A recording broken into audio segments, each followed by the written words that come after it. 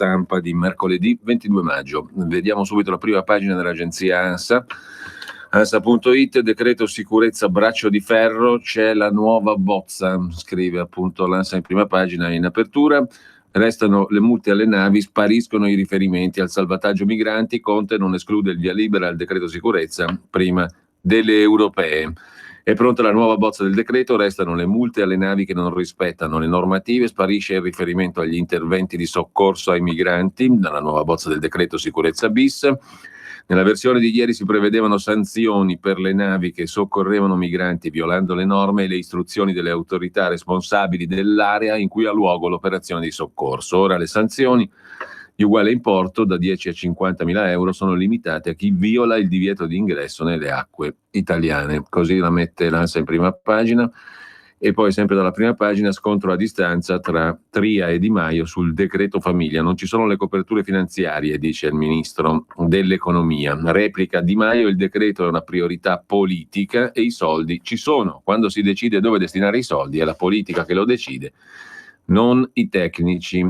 Poi Theresa May in Gran Bretagna apre a un emendamento sul secondo referendum Brexit, anche se resta contraria a una nuova consultazione, e il Ministero dell'Interno sarà parte civile sul caso Cucchi, il via libera di Conte. Anche l'Arma dei Carabinieri e la Difesa, il Ministero, hanno presentato richiesta di costituzione di parte civile. La sorella di Cucchi, Ilaria, dice: è un fatto senza precedenti. Salvini commenta: poche me le marce, non infangare le divise. Poi l'INPS a giugno, conguaglio e taglio delle pensioni d'oro, poi vedremo meglio.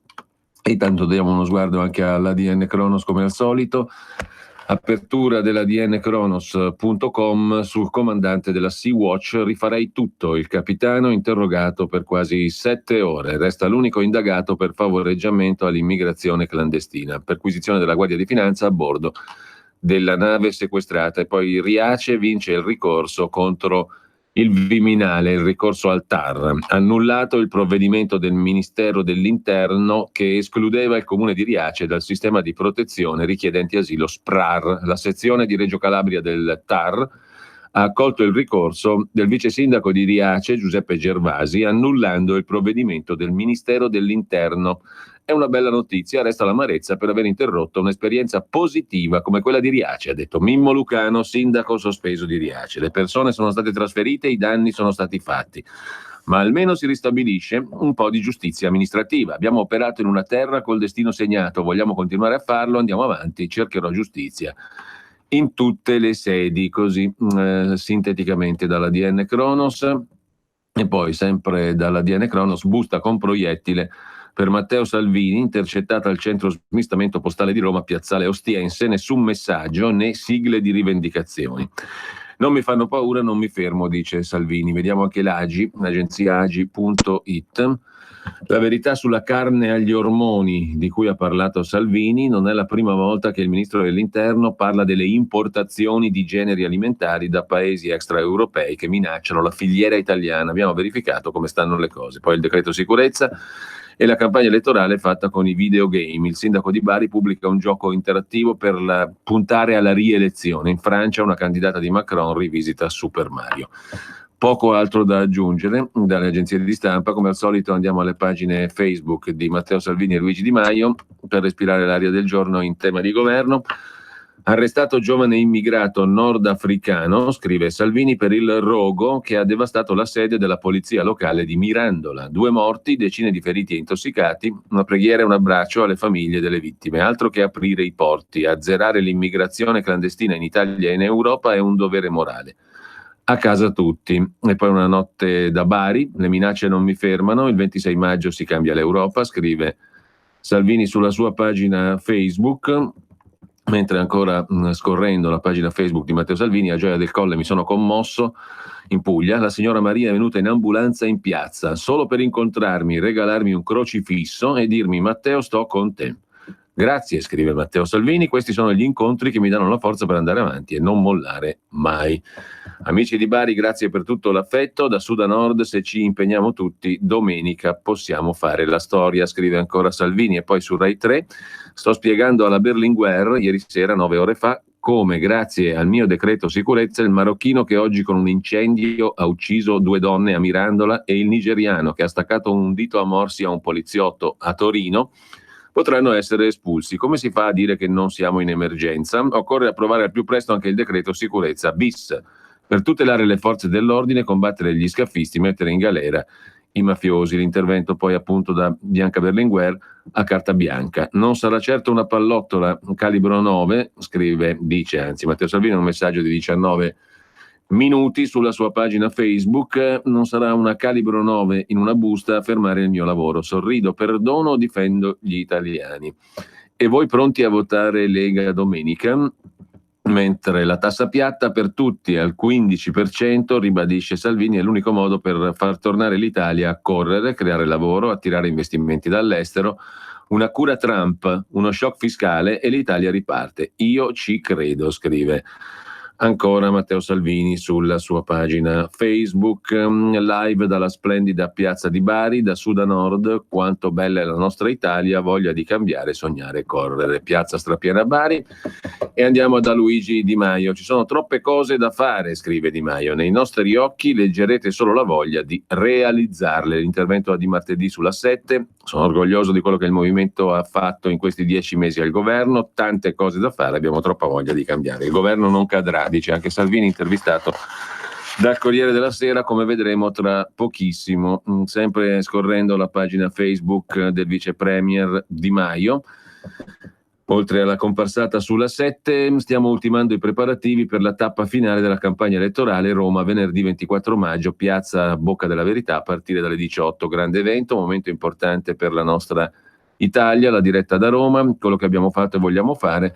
E noi andiamo appunto all'intervista sul Corriere della Sera a Matteo Salvini. Un'inquadratura qua dobbiamo metterla un po' a posto perché altrimenti non serve a nulla. È saltata la corrente poco fa, il motivo per cui siamo anche entrati in ritardo, per cui adesso ci aggiustiamo in corso d'opera. Fa un bel salto sul salto della quaglia sopra il tavolo senza travolgere tutto e vediamo di inquadrare appunto al meglio, per chi ci segue su Facebook e su YouTube, la pagina del giornale. Un attimo, facciamo le cose in diretta così ci mettiamo poi a leggere l'intervista a Matteo Salvini. Allora, zoomami un po', andiamo avanti con lo zoom. Ce la facciamo? Sì? Ecco qua. Vai, ingrandisci, zoom, te lo dico io quando se fermiamo. Stop, un pochino meno, ci siamo, grosso modo ci siamo, eccoci qua, siamo all'intervista a pagina, grazie Roberto, siamo all'intervista a Matteo Salvini. Marco Cremonesi naturalmente lo intervista sul Corriere della Sera di oggi. Cambio occhiali in corsa, agli attacchi non rispondo più, lavorerò ancora con Di Maio, dice Matteo Salvini, anzi riassume così il Corriere della Sera. Luigi dice che ce l'ho col Colle, sbaglia. Io certo non ho mai chiesto l'impeachment, il proiettile ricevuto, bene la solidarietà di Conte. No, con 4 O, scrive il Corriere della Sera, il governo non cade, va avanti per 4 anni, lo farà perché ha lavorato bene, dice Matteo Salvini, che ripete anche quello che dice Di Maio. Anche Di Maio continua a dire che il governo va avanti per 4 anni, quindi finita qua. Inutile discutere di tutto il resto. Matteo Salvini ha terminato l'ultima diretta Facebook e aggiunge al Corriere della Sera: il governo dura fino al marzo del 2023.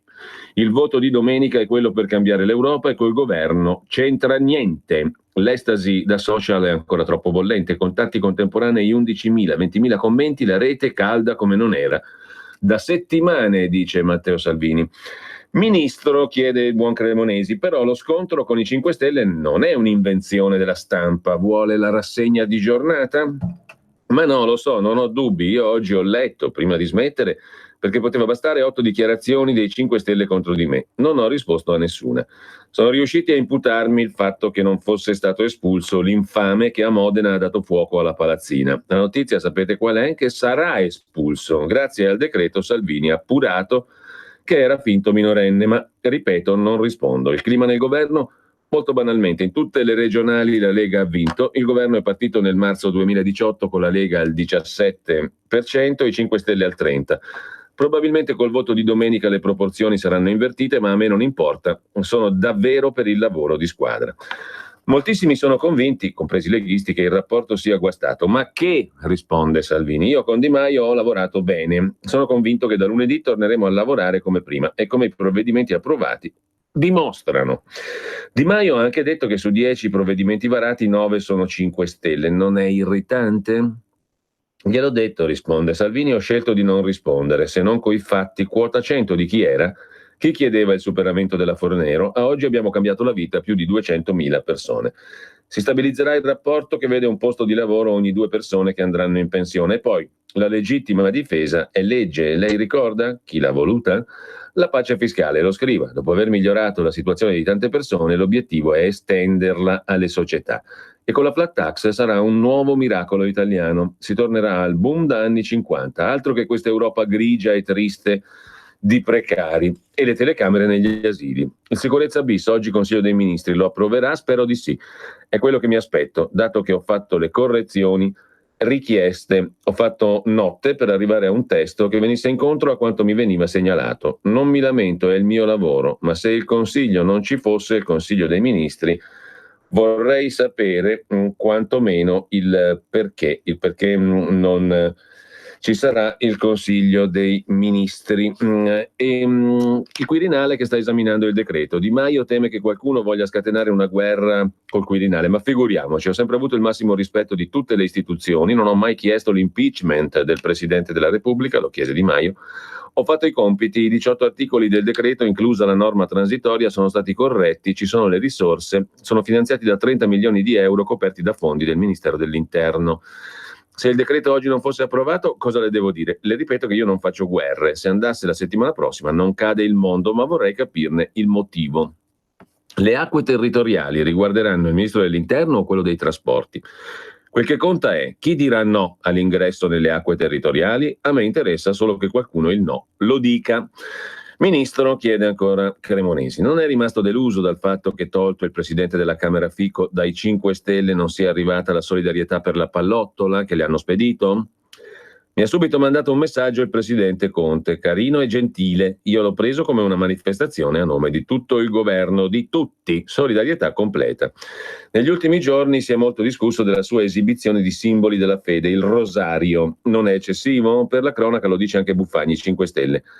Da stamani, risponde Salvini, a poco fa mi sono stati regalati almeno 20 tra crocifissi, immaginette e immagini di Padre Pio e della Madonna del Rosario, preti, suore, ma anche tanti laici. La fede separata dalla politica? Non capisco, non si lamentano quando vengono tolti i crocefissi dalle classi o non si festeggia il Natale? Il problema sono io che da cattolico non mi vergogno di manifestarlo? Ma anche nella Chiesa cominciano a dirlo in tanti. Oggi lo ha fatto il vescovo di Ventimiglia. Ultima domanda, lei ha detto so di rappresentare il popolo italiano, non è un po' troppo dire il popolo italiano? Intendevo dire, semplicemente risponde Salvini, che in Europa noi rappresenteremo gli italiani. C'è chi parla di più Europa in Italia, secondo me ci vuole più Italia in Europa, così. Matteo Salvini sul Corriere della Sera di oggi. Sul Corriere della Sera poi c'è anche Claudio Magris che ha incontrato Macron, lo vediamo dopo.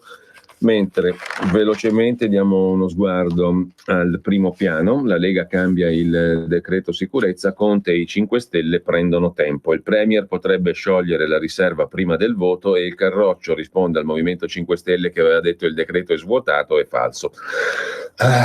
Benissimo, abbiamo superato anche questa roba qua che interessa a nessuno, mentre l'Ocse avverte l'Italia è a crescita zero, il debito pubblico 135% del prodotto interno lordo, siamo vulnerabili ai tassi di interesse, serve 1 miliardo per il decreto famiglia, Di Maio dice che c'è, Tria dice che non c'è, e poi il muro del Movimento 5 Stelle che dice no al salvataggio di Radio Radicale, lite sulla proroga voluta anche dalla Lega. C'è un servizio dove si parla di questo e di una mia breve dichiarazione anche sul Foglio di oggi, servizio di Marianna Rizzini, poi lo vediamo, intanto vediamo il pezzo del Corriere della Sera sulla questione appunto di Radio Radicale.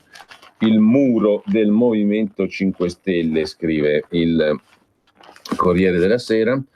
Il Movimento 5 Stelle ha spento Radio Radicale, scrive Dino Martirano. Ieri sera il veto dei deputati grillini soli contro tutti gli altri partiti ha precluso alle commissioni bilancio e finanze della Camera la possibilità di votare emendamenti presentati da Lega, PD, Forza Italia, Fratelli d'Italia, Misto, che puntano a prorogare di 6 mesi con finanziamento ridotto a 3,5 milioni la convenzione scaduta ieri tra il Ministero dello Sviluppo Economico e la storica emittente Radicale, un emittente che da 40 anni assicura un servizio pubblico, scrive il Corriere della Sera, con la trasmissione quotidiana delle sedute parlamentari, dei comizi dei partiti e dei processi. Inutili gli sforzi del Presidente della Commissione Bilancio, il leghista Claudio Borghi, dovrebbe essere con noi poi alle 9:15, dopo le 9:30.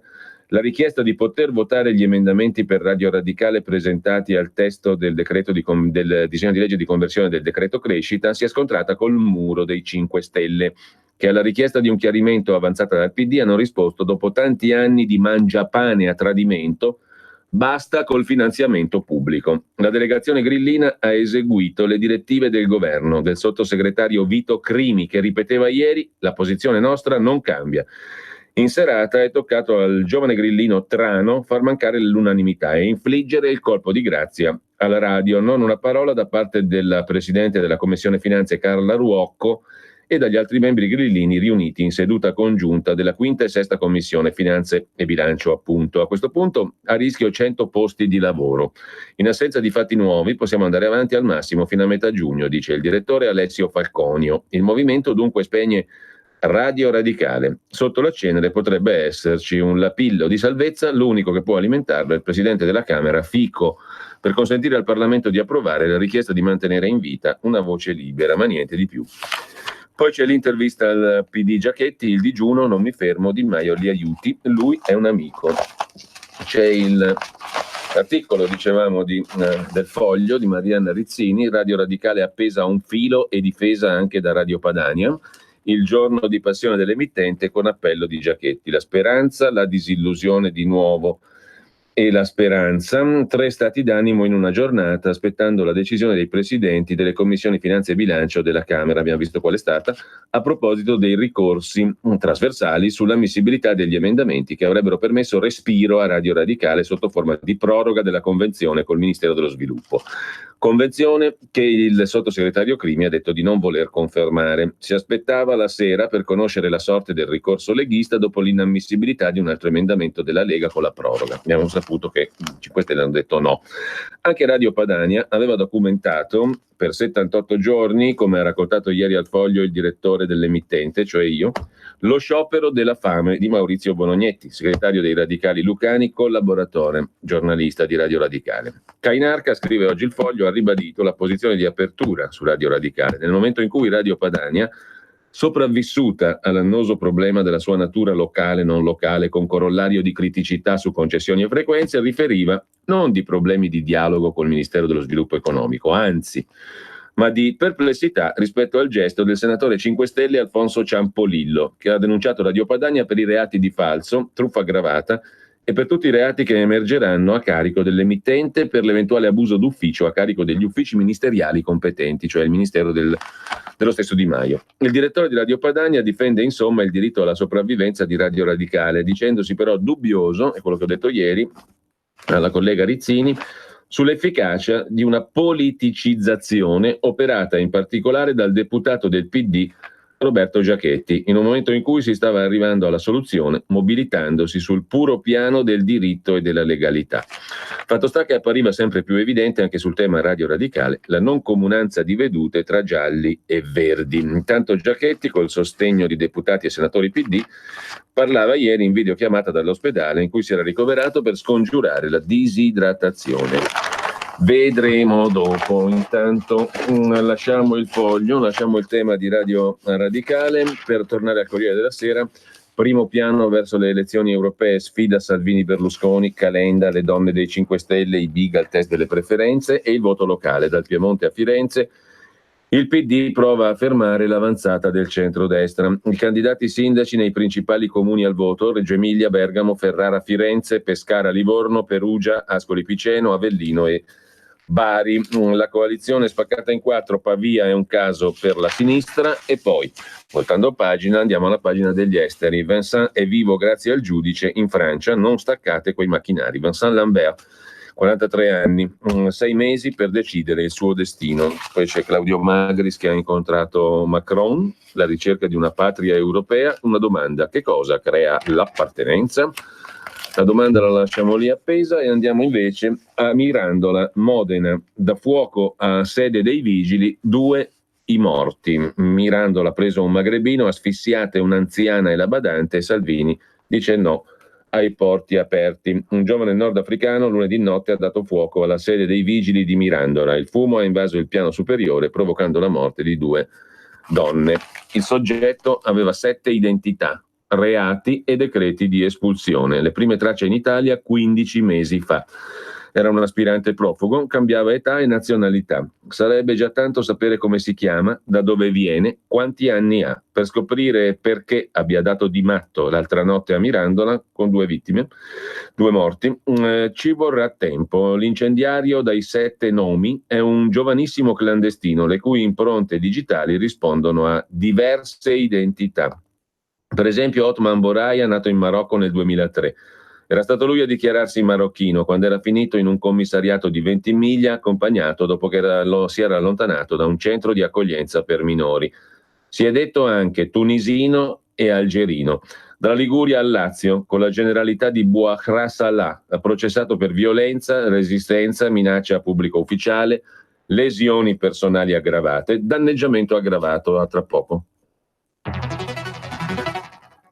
Adesso va a destra, 300 metri dritto, poi il semaforo. Certo che fai sempre la stessa strada tu, ma non hai voglia di cambiare. Chi ha parlato? Sono io, la Digital Radio, quella che ha cambiato il modo di ascoltare la radio con il sistema DAB+. È ora di cambiare. Vivi tutta la magia della Digital Radio. Se stai per cambiare auto, chiedila con il sistema DAB+. Dal 2019. In tutte le auto nuove. Dibidi dobidi DAB. Anche Radio Padania è in Digital Radio.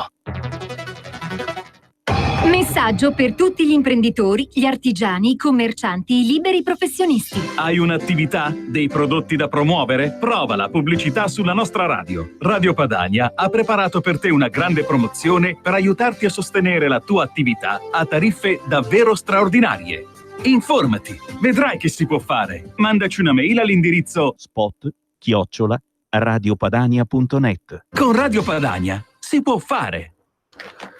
Mentre appunto il soggetto dalla Liguria si sposta nel Lazio, viene processato per il soggetto che ha dato fuoco alla sede dei vigili a Mirandola, 2 morti, processato per violenza, resistenza, minaccia a pubblico ufficiale, lesioni personali aggravate, danneggiamento aggravato. Il Tribunale dei minori di Roma aveva disposto il suo collocamento in una comunità fino all'ottobre del 2018. Colleziona altre denunce sempre a piede libero per furti. 8 giorni fa a Roma risulta maggiorenne algerino. Gli viene consegnato un decreto di espulsione. Si oppone per una richiesta di protezione internazionale. Certo, la legge prevede che il provvedimento sia sospeso per lasciare tempo al destinatario di formalizzare e motivare la sua richiesta con quel bel curriculum alle spalle. Per determinare la sua maggiore età era stato necessario un accertamento auxologico, perché il ragazzo cambiava la sua data di nascita con facilità, scegliendola sempre un po' più recente di 18 anni. Non gli è mai stato trovato documento di identità addosso, prima apparizione sul suolo italiano 15 mesi fa. Di questo ex minorenne, dallo sguardo spiritato, per ora si può ricostruire un vago itinerario da Ventimiglia a Roma e da Roma verso nord, treno tra Bologna e Verona, da cui è sceso stato fatto scendere l'altra sera a Camposanto, 15 chilometri da Mirandola. Si è ritrovato in una stazione che è poco più di uno scalo, senza biglietteria, soltanto 2 binari che si incrociano su un viadotto. Qualcuno ha avuto compassione per lui, gli ha chiesto se stesse male, sembrava sul punto di svenire. L'abbiamo visto arrivare verso le 22:30, accompagnato da un signore che deve essere di queste parti. Sapeva dell'esistenza del nostro presidio, dice uno dei volontari dell'AVPA di Camposanto, una casupola, un'ambulanza ai piedi del ponte. Era disidratato in ipotermia, aveva indosso solo una tuta, magro come uno stecchetto. Quando l'abbiamo toccato sembrava congelato, era debole. Secondo noi non mangiava da tempo, ci è parso tranquillo, non rispondeva alle domande. Abbiamo allertato il 118, ci siamo diretti all'ospedale di Mirandola, in ambulanza ha parlato pochissimo, non capiva l'italiano, noi non capivamo lui, l'abbiamo lasciato al pronto soccorso, il nostro compito era finito. Lì il clandestino senza identità ha una nuova metamorfosi, scrive il Corriere della Sera. La soluzione fisiologica che gli viene iniettata per restituirgli energia fa effetto rapidamente. Il ragazzo riprende la fuga, si strappa l'ago della flebo dal braccio, si dilegua verso una città mai vista, dove non conosceva nessuno, dove ha riconosciuto solo l'insegna e le auto della polizia municipale, trovando un bersaglio alla sua rabbia, scrive il Corriere della Sera.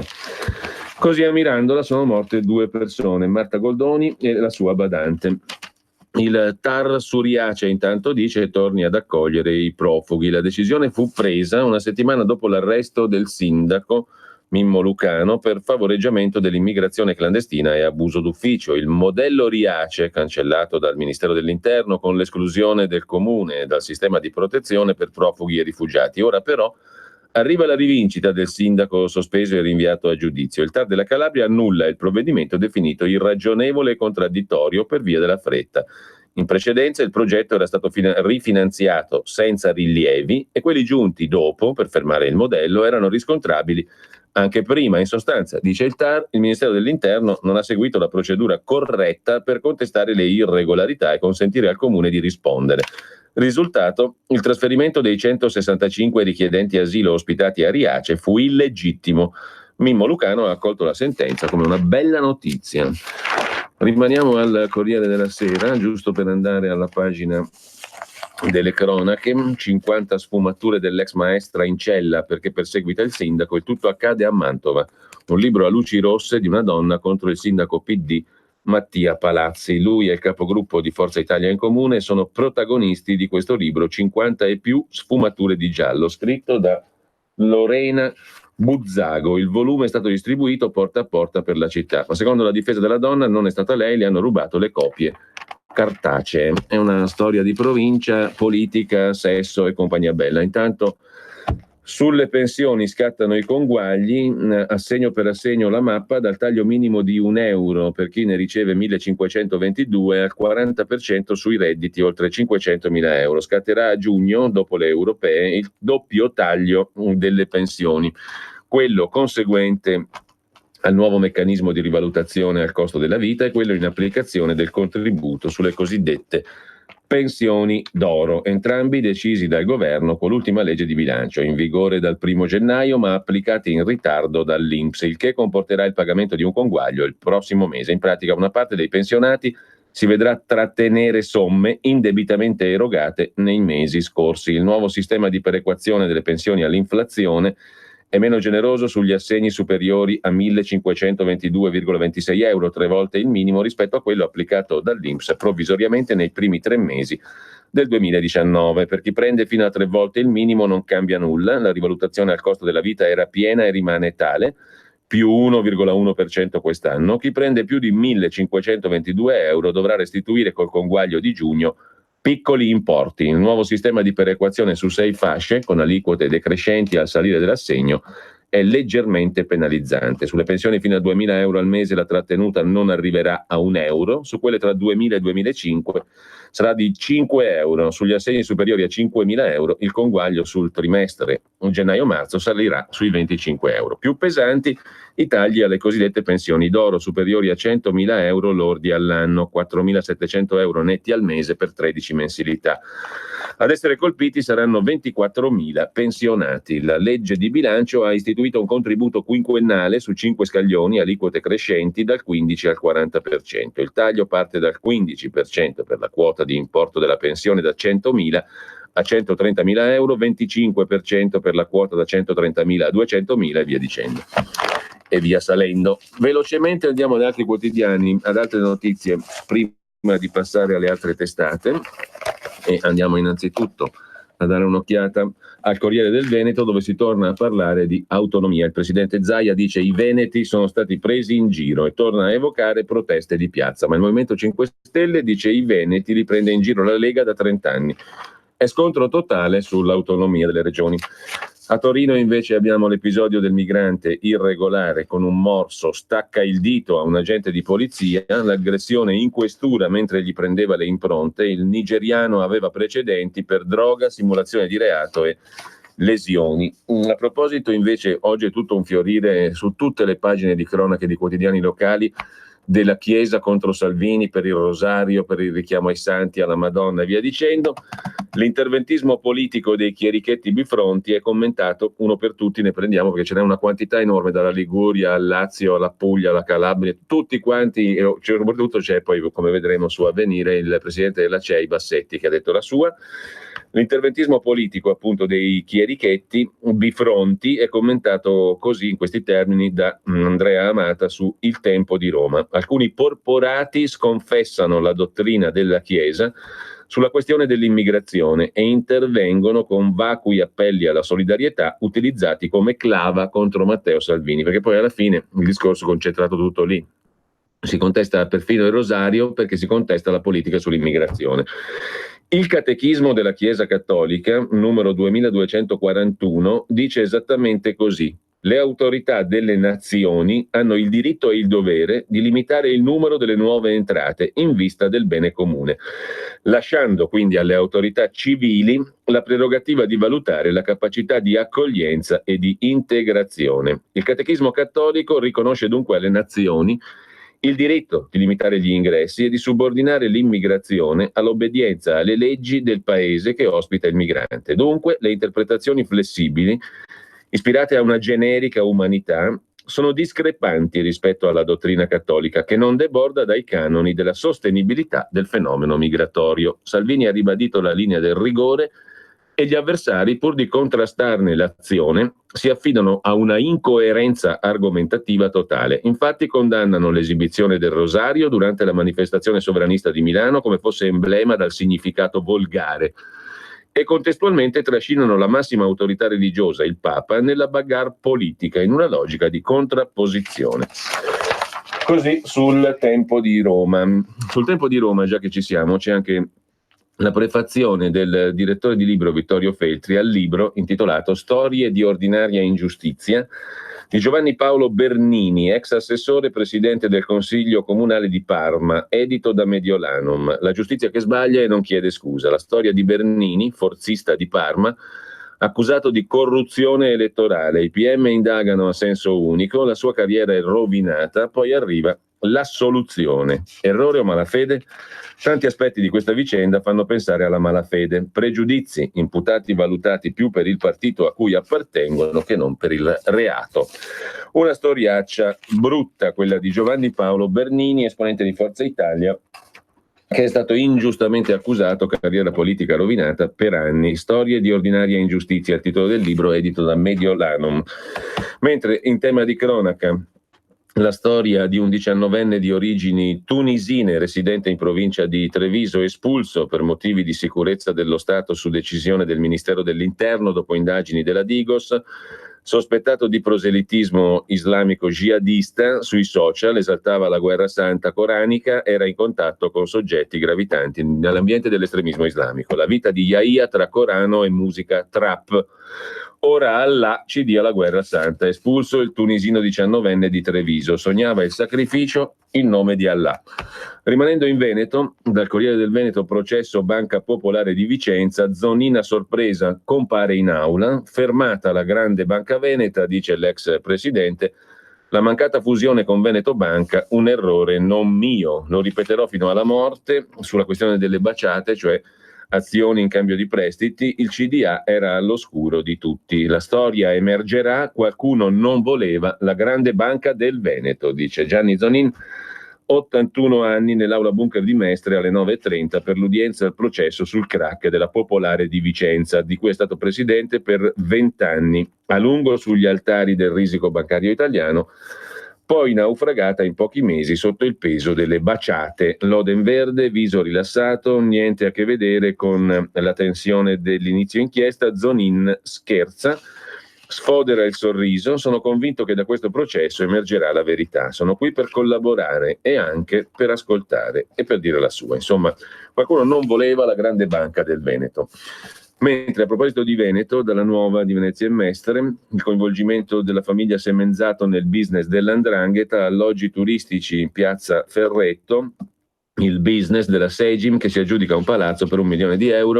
C'è anche Federico Semenzato in carcere per il riciclaggio con l''ndrangheta. In Sicilia invece la mobilitazione, e non solo in Sicilia, per la professoressa sospesa per l'accostamento in un video degli alunni delle leggi razziali del 38 fascista con il decreto sicurezza di Salvini. Prof e libertà, 300.000 volte no, scrive il quotidiano La Sicilia, alla censura e alla violenza. Tanta solidarietà in tutta Italia, la docente sospesa. Oggi consegna al provveditore delle firme raccolte. Ce n'è un'altra di insegnante modello, la docente Caterina Altamore, che sempre di Palermo, la maestra passionaria che gli alunni volevano al Quirinale. Non c'è bisogno di far politica per dire che il fascismo è stato un crimine. Mentre il comandante della Sea-Watch 13 ho deciso tutto io, 7 ore di interrogatorio, perquisita l'imbarcazione, scrive il quotidiano locale La Sicilia. Una cosa curiosa invece dalla provincia di Como, Niki Lauda è morto ieri e lo ricorda il pilota comasco di Civenna Arturo Merzario, che gli salvò la vita. Grazie in ritardo per lui, con il casco era guerra vera, dice il pilota comasco che nel 76 salvò la vita a Niki Lauda. In pista eravamo amici, ma nel privato era completamente diverso. Gli salvò la vita e Niki Lauda si ricordò di ringraziarlo solo 30 anni dopo. A raccontare il rapporto di amore e odio con Niki Lauda è Arturo Merzario, pilota italiano dell'Alfa Romeo, che nel 76, quel 1 agosto, al Nürburgring, in occasione del Gran Premio di Germania, si fermò per soccorrere il collega austriaco. Fece appena in tempo a estrarlo dalle lamiere della Ferrari in fiamme, prima che fosse troppo tardi. Così lo racconta il pilota comasco alla provincia. Da Cremona, invece, dove è in corso il processo a Formigoni, il resoconto di Francesca Morandi per la provincia di Cremona, i viaggi di Formigoni dal Sudafrica alla Croazia, grazie all'amico Bancomat. Formigoni, accusato di corruzione, detenuto a Bollate, non era in aula a Cremona. Le vacanze regalate a Formigoni da Massimo Gianluca Guarischi, collettore di mazzette, già condannato, servivano a sbloccare i finanziamenti per un'apparecchiatura sanitaria. Così ho pagato Guarischi la mazzetta da 427.000 euro dell'imprenditore Lopresti, titolare della Hermex Italia, che racconta in retroscena sulla fornitura del macchinario venduto per 8 milioni all'ospedale Maggiore. Ho portato alla direttrice generale Mariani un orologio e un bracciale. Il processo a Cremona. Mentre da Cremona andiamo a Trento, e sono 2, scrive il Corriere del Trentino, dopo il caso dei commenti filo-nazisti di Mari Capoletti, scelta dall'assessore agli enti locali della giunta Fugatti, governatore Lega, scelta come suo capo di gabinetto e allontanata nel giro di pochi giorni per un tatuaggio con una svastica e un video che inneggiava al Terzo Reich. La giunta Fugatti deve fare i conti con un'altra grana legata ai collaboratori degli assessori. A finire nel mirino Ivan Cristoforetti, capo di gabinetto dell'assessore tecnico allo sviluppo economico Achille Spinelli, il quale avrebbe creato un profilo fake su Twitter rimosso in queste ore con commenti sessisti e razzisti. Un vero e proprio hater. Scorrendo i commenti pubblicati si leggono insulti, battutacce. Sotto la foto di una pubblicità con una donna in costume si legge per esempio: le mie decisioni non vengono minimamente indirizzate dalla gnocca, e così che ha ordinato una Ghibli, con l'immagine di una donna in sovrappeso. Invece il commento è selfie con Bella Figueira. Un altro tweet recita: tedeschi di Germania faren cosen belle, ne tenere puliten parken e straden, no negren in giren, tutti in Italien. Su Mara Carfagna, che lo ha bannato, scrive: sono bloccato dalla Carfagna, manco lo sapevo, peccato, l'ho sempre considerata gnocca, non intelligente o capace, ma gnocca sì, e via dicendo. Insomma, il mondo è bello perché ha variato. Andiamo in Puglia, alla Gazzetta del Mezzogiorno, un buco da 140 milioni, così en passant, per le protesi nelle ASL, spesa fuori controllo, dispositivi pagati più del doppio. Le gare centralizzate per l'acquisto di dispositivi medici sono in forte ritardo. Nel frattempo gli ospedali pugliesi hanno fatto un buco da 141 milioni.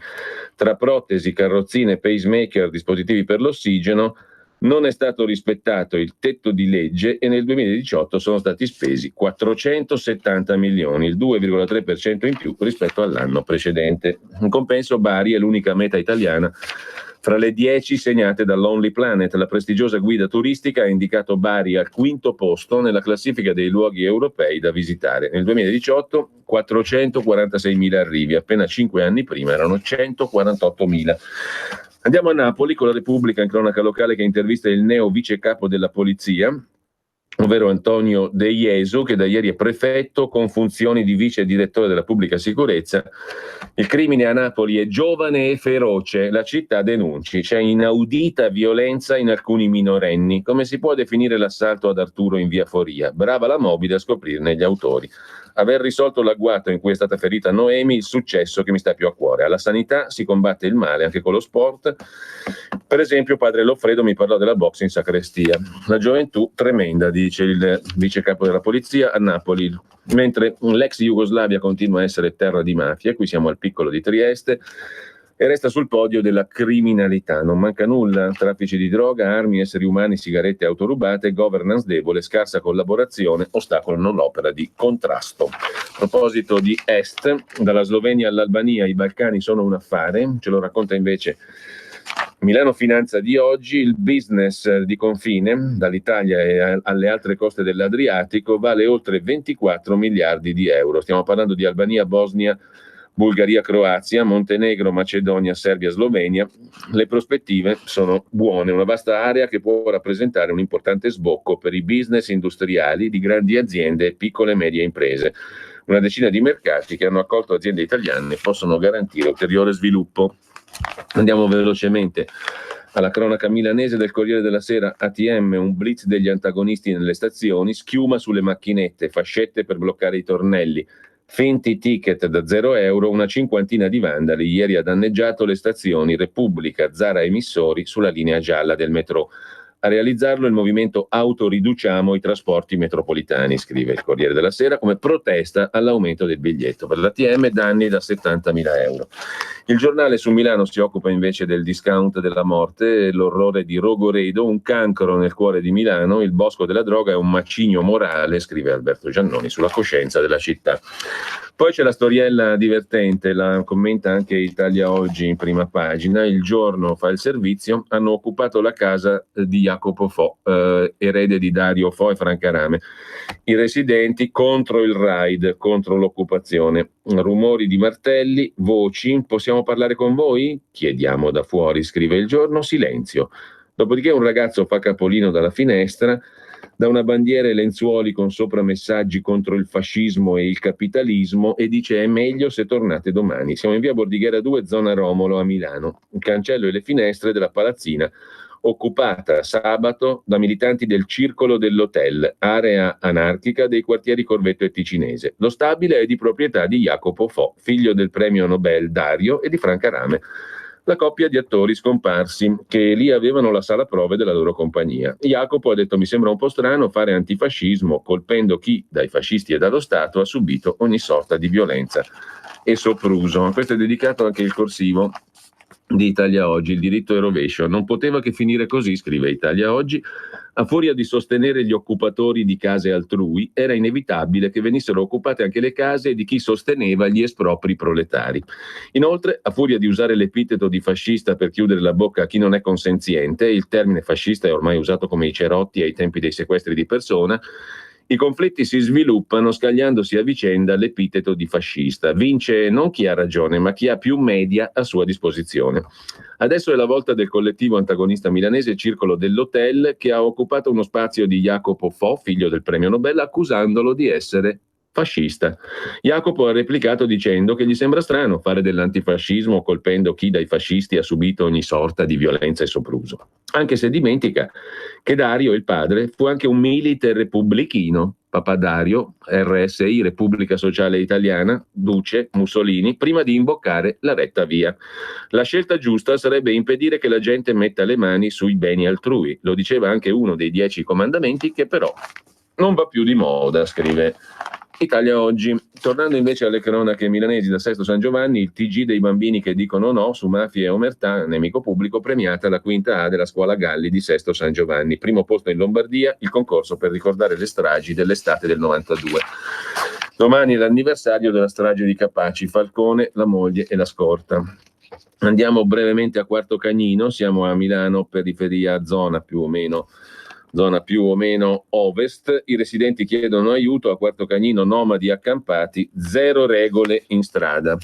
Lasciamo con questo la cronaca locale e andiamo a vedere la verità. La verità apre con l'allarme immigrazione. Anche se bruciano le sedi della polizia, il decreto per cacciarli non è urgente. Il decreto sicurezza bis. A Mirandola un marocchino che si spaccia per minore dà fuoco all'edificio della municipale. 2 morti. A Torino un nigeriano morde un agente e gli stacca un dito. Ma 5 Stelle e Quirinale si impuntano sul decreto sicurezza. Forse già oggi l'ennesimo scontro in Consiglio dei Ministri. E poi multe, espulsioni e rimpatri. L'ultima versione del testo presenta la verità, col commento del direttore Maurizio Belpietro. Cosa c'è di più urgente dell'allarme migranti? Gli ultimi episodi di violenza anche contro le forze dell'ordine sottolineano quel che è sotto gli occhi di tutti. Servono strumenti efficaci per fermare l'immigrazione clandestina. Il provvedimento adatto è pronto, ma a Palazzo Chigi e sul Quirinale tirano il freno. Ogni giorno in tutta Italia si segnalano reati commessi da persone senza permesso di soggiorno, scrive Belpietro, ma si preferisce guardare altrove. Se passerà la linea dell'arrendevolezza o della complicità, ci ritroveremo con altre centinaia di migliaia di arrivi sul nostro territorio. Ma in taglio alto sulla verità di oggi c'è anche un'altra indagine su Babbo Renzi. Intanto Matteo è pronto a tornare. Su Panorama la vera storia dei fondi della beneficenza finiti ai parenti di Matteo Renzi. Intanto Babbo Tiziano in un'intervista si vanta di avere avuto 200 dipendenti e la procura gli contesta una nuova bancarotta, mentre il figlio lavora a un piano per spaccare il PD o uscirne dopo il voto del 26 maggio. Ancora in primo piano però sulla verità e sempre in taglio alto un altro commento del direttore Maurizio Belpietro: il governo tiri fuori i piani di volo di tutti i ministeri, faccia un'operazione verità. A Repubblica hanno suscitato grande scandalo i viaggi di Salvini a bordo dell'aereo della Polizia di Stato. Che un ministro dell'Interno partecipi a un comitato per la sicurezza a una riunione prefettizia in zona mafiosa raggiungendo la località coi mezzi del ministero è ritenuto un grave abuso dai colleghi del quotidiano Radical Chic, i quali hanno messo nel mirino il ministro volante Salvini accusandolo di uso privato di voli pubblici, avendo egli associato gli incontri istituzionali a quelli politici. Da notare che gli appuntamenti non erano a Milano, città dove Salvini ha casa e anche il grosso degli elettori, ma a Platì, Catania e a Fragola, non proprio feudi leghisti. Cosa c'è di strano, si domanda Belpietro, se un ministro dell'Interno presiede un comitato per l'ordine pubblico in zone a rischio e dopo la riunione partecipa anche a un evento di partito? Qual è il reato? Se quasi in un anno utilizza 19 volte un mezzo a disposizione della polizia, essendo il ministro che comanda la polizia. A nostro parere non c'è nulla di censurabile, le accuse andrebbero liquidate con una risata. Il governo tiri fuori a questo punto i voli di tutti i ministri. Repubblica si scandalizza per i pochi viaggi a spese nostre di Salvini, ma Alfano e Minniti hanno usato velivoli di Stato più spesso del leghista.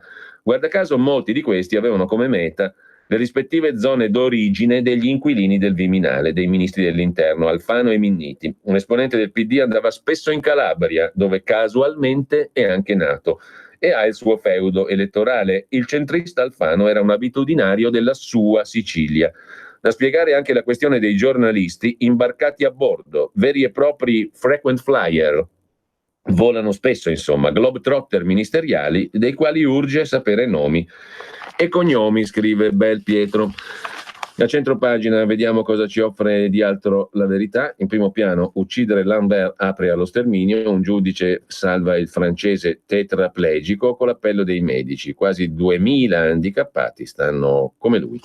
E ancora i 5 Stelle contro Tria sui soldi alla famiglia che non ci sono, e poi varata la antipovertà, all'Inps ora c'è il presidente ma non il CDA, come fa a decidere? E ancora TG2 e Quarta Repubblica, l'autorità per le comunicazioni bacchetta i servizi, gamba tesa a 2 passi dal voto. L'autorità per le comunicazioni, l'AGCOM, guidata dall'ex capo di gabinetto di Mario Monti all'Unione Europea, contesta un servizio del TG2 dedicato alle esternazioni di Monti stesso. Sberla anche per Quarta Repubblica di Nicola Porro. L'AGCOM contro il TG2 e contro Quarta Repubblica. Il richiamo contesta un servizio del telegiornale su Mario Monti, colui che nominò il presidente dell'Authority medesima. Alessia Pedrielli a pagina 2 sulla Verità invece ci offre la cronaca del fatto di Mirandola. Immigrato incendia la sede dei vigili, 2 anziane morte nel modenese, il piromane, un nordafricano, chiedeva protezione umanitaria, decedute 2 donne che abitavano sopra la caserma colpita. Si è finto minorenne, gli esami lo smentiscono. Più volte si era allontanato da strutture di accoglienza, vari reati alle spalle. Intanto c'è un'altra questione che la Verità mette in primo piano con Giuliano Guzzo a pagina 3, figli a carico di stranieri, nessuno verifica. Nei regolamenti dell'Agenzia delle Entrate l'assurdo cavillo che può aprire la strada a truffe infinite. Agli extracomunitari basta una certificazione del consolato per dimostrare di avere in patria famiglie numerose e nessuno può andare a controllare i figli a carico degli stranieri. Poi c'è l'ultimatum di Salvini sul decreto sicurezza, va approvato oggi. Il Movimento 5 Stelle intanto non molla il finto miliardo e tratta Tria come un ignorante sul provvedimento per la famiglia. E sempre dalla Verità di oggi c'è questa iniziativa che il governo tiri fuori tutti i voli dei ministri e anche precedenti a Salvini, cioè Alfano e Minniti in primis. Ma poi c'è appunto un altro ulteriore aggiornamento della storia della famiglia Renzi, la bella vita dei fratelli Conticini grazie ai soldi della beneficenza. Tra poco. Ciao Ruspa, come butta? Guarda che sei in onda. Donare il 2 per 1000 alla Lega è importante per i progetti di Matteo Salvini? Sì, la gente lo sa. Sa pure che D43 è il codice da scrivere sulla dichiarazione dei redditi. Sì, D43, lo sa. E che se lo dice al suo commercialista fa tutto lui. È bravo Ruspa. D43 è una sigla importante. Serve a dare più forza ai progetti che Matteo Salvini vuole realizzare. Quest'anno il 2 per 1000 donalo alla Lega di Matteo Salvini. Dillo al tuo commercialista. Donare il 2 per 1000 alla Lega è un'ottima azione. www.2per1000lega.it. Messaggio per tutti gli imprenditori, gli artigiani, i commercianti, i liberi professionisti. Hai un'attività? Dei prodotti da promuovere? Prova la pubblicità sulla nostra radio. Radio Padania ha preparato per te una grande promozione per aiutarti a sostenere la tua attività a tariffe davvero straordinarie. Informati, vedrai che si può fare. Mandaci una mail all'indirizzo spot@radiopadania.net. Con Radio Padania si può fare. Vuoi trovare nylon, Delrin, PVC, plexiglass, gomma, Vulcolan, neoprene, silicone? Prova alla Sargom. Se non lo trovi alla Sargom, dove lo trovi? Sargom, dal 1968 a Brescia. Articoli gomma plastica tecnico-industriali. Sargom, dal 2008 a Rodengo Saiano, Brescia. Punto di riferimento articoli gomma plastica tecnico-industriali. Sargom, via Gaetano Bertoli 15, Rodengo Saiano, Brescia. Telefono 030 31 77 41. Grazie Brescia, da Sargom. Sono Giovanna. Mondoflex. Voglio presentarvi una nuova promozione Mondoflex. Un materasso in memory, ergonomico, a 2 strati, completamente sfoderabile, a soli 199 euro. Con Mondoflex dormite sonni tranquilli. Vi aspetto. A Treviolo e a Melzo, il sabato orario continuato. Mondoflex reti e materassi. A Treviolo, Melzo, Monza, Erba, Crema, Castelmella Brescia e Desenzano del Garda. Mondoflex, fornitore ufficiale Atalanta Bergamasca Calcio.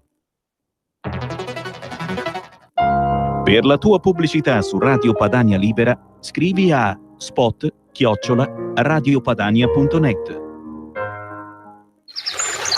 Ed ora che tempo farà? Le previsioni meteo. Buongiorno da Centro Prealpino. Prosegue il tempo in buona parte soleggiato e mite, ma con residua instabilità. Dovrebbe essere in onda il centro geofisico prealpino del Campo dei Fiori di Varese. Se ci sente, ascoltiamo insieme le previsioni del tempo. Oggi sarà per lo più soleggiato in mattinata con qualche nuvola di passaggio, poi da metà giornata sviluppo di grandi nubi cumuliformi su Alpi e Prealpi dove potranno verificarsi rovesci o brevi temporali, localmente in estensione alla pianura in serata.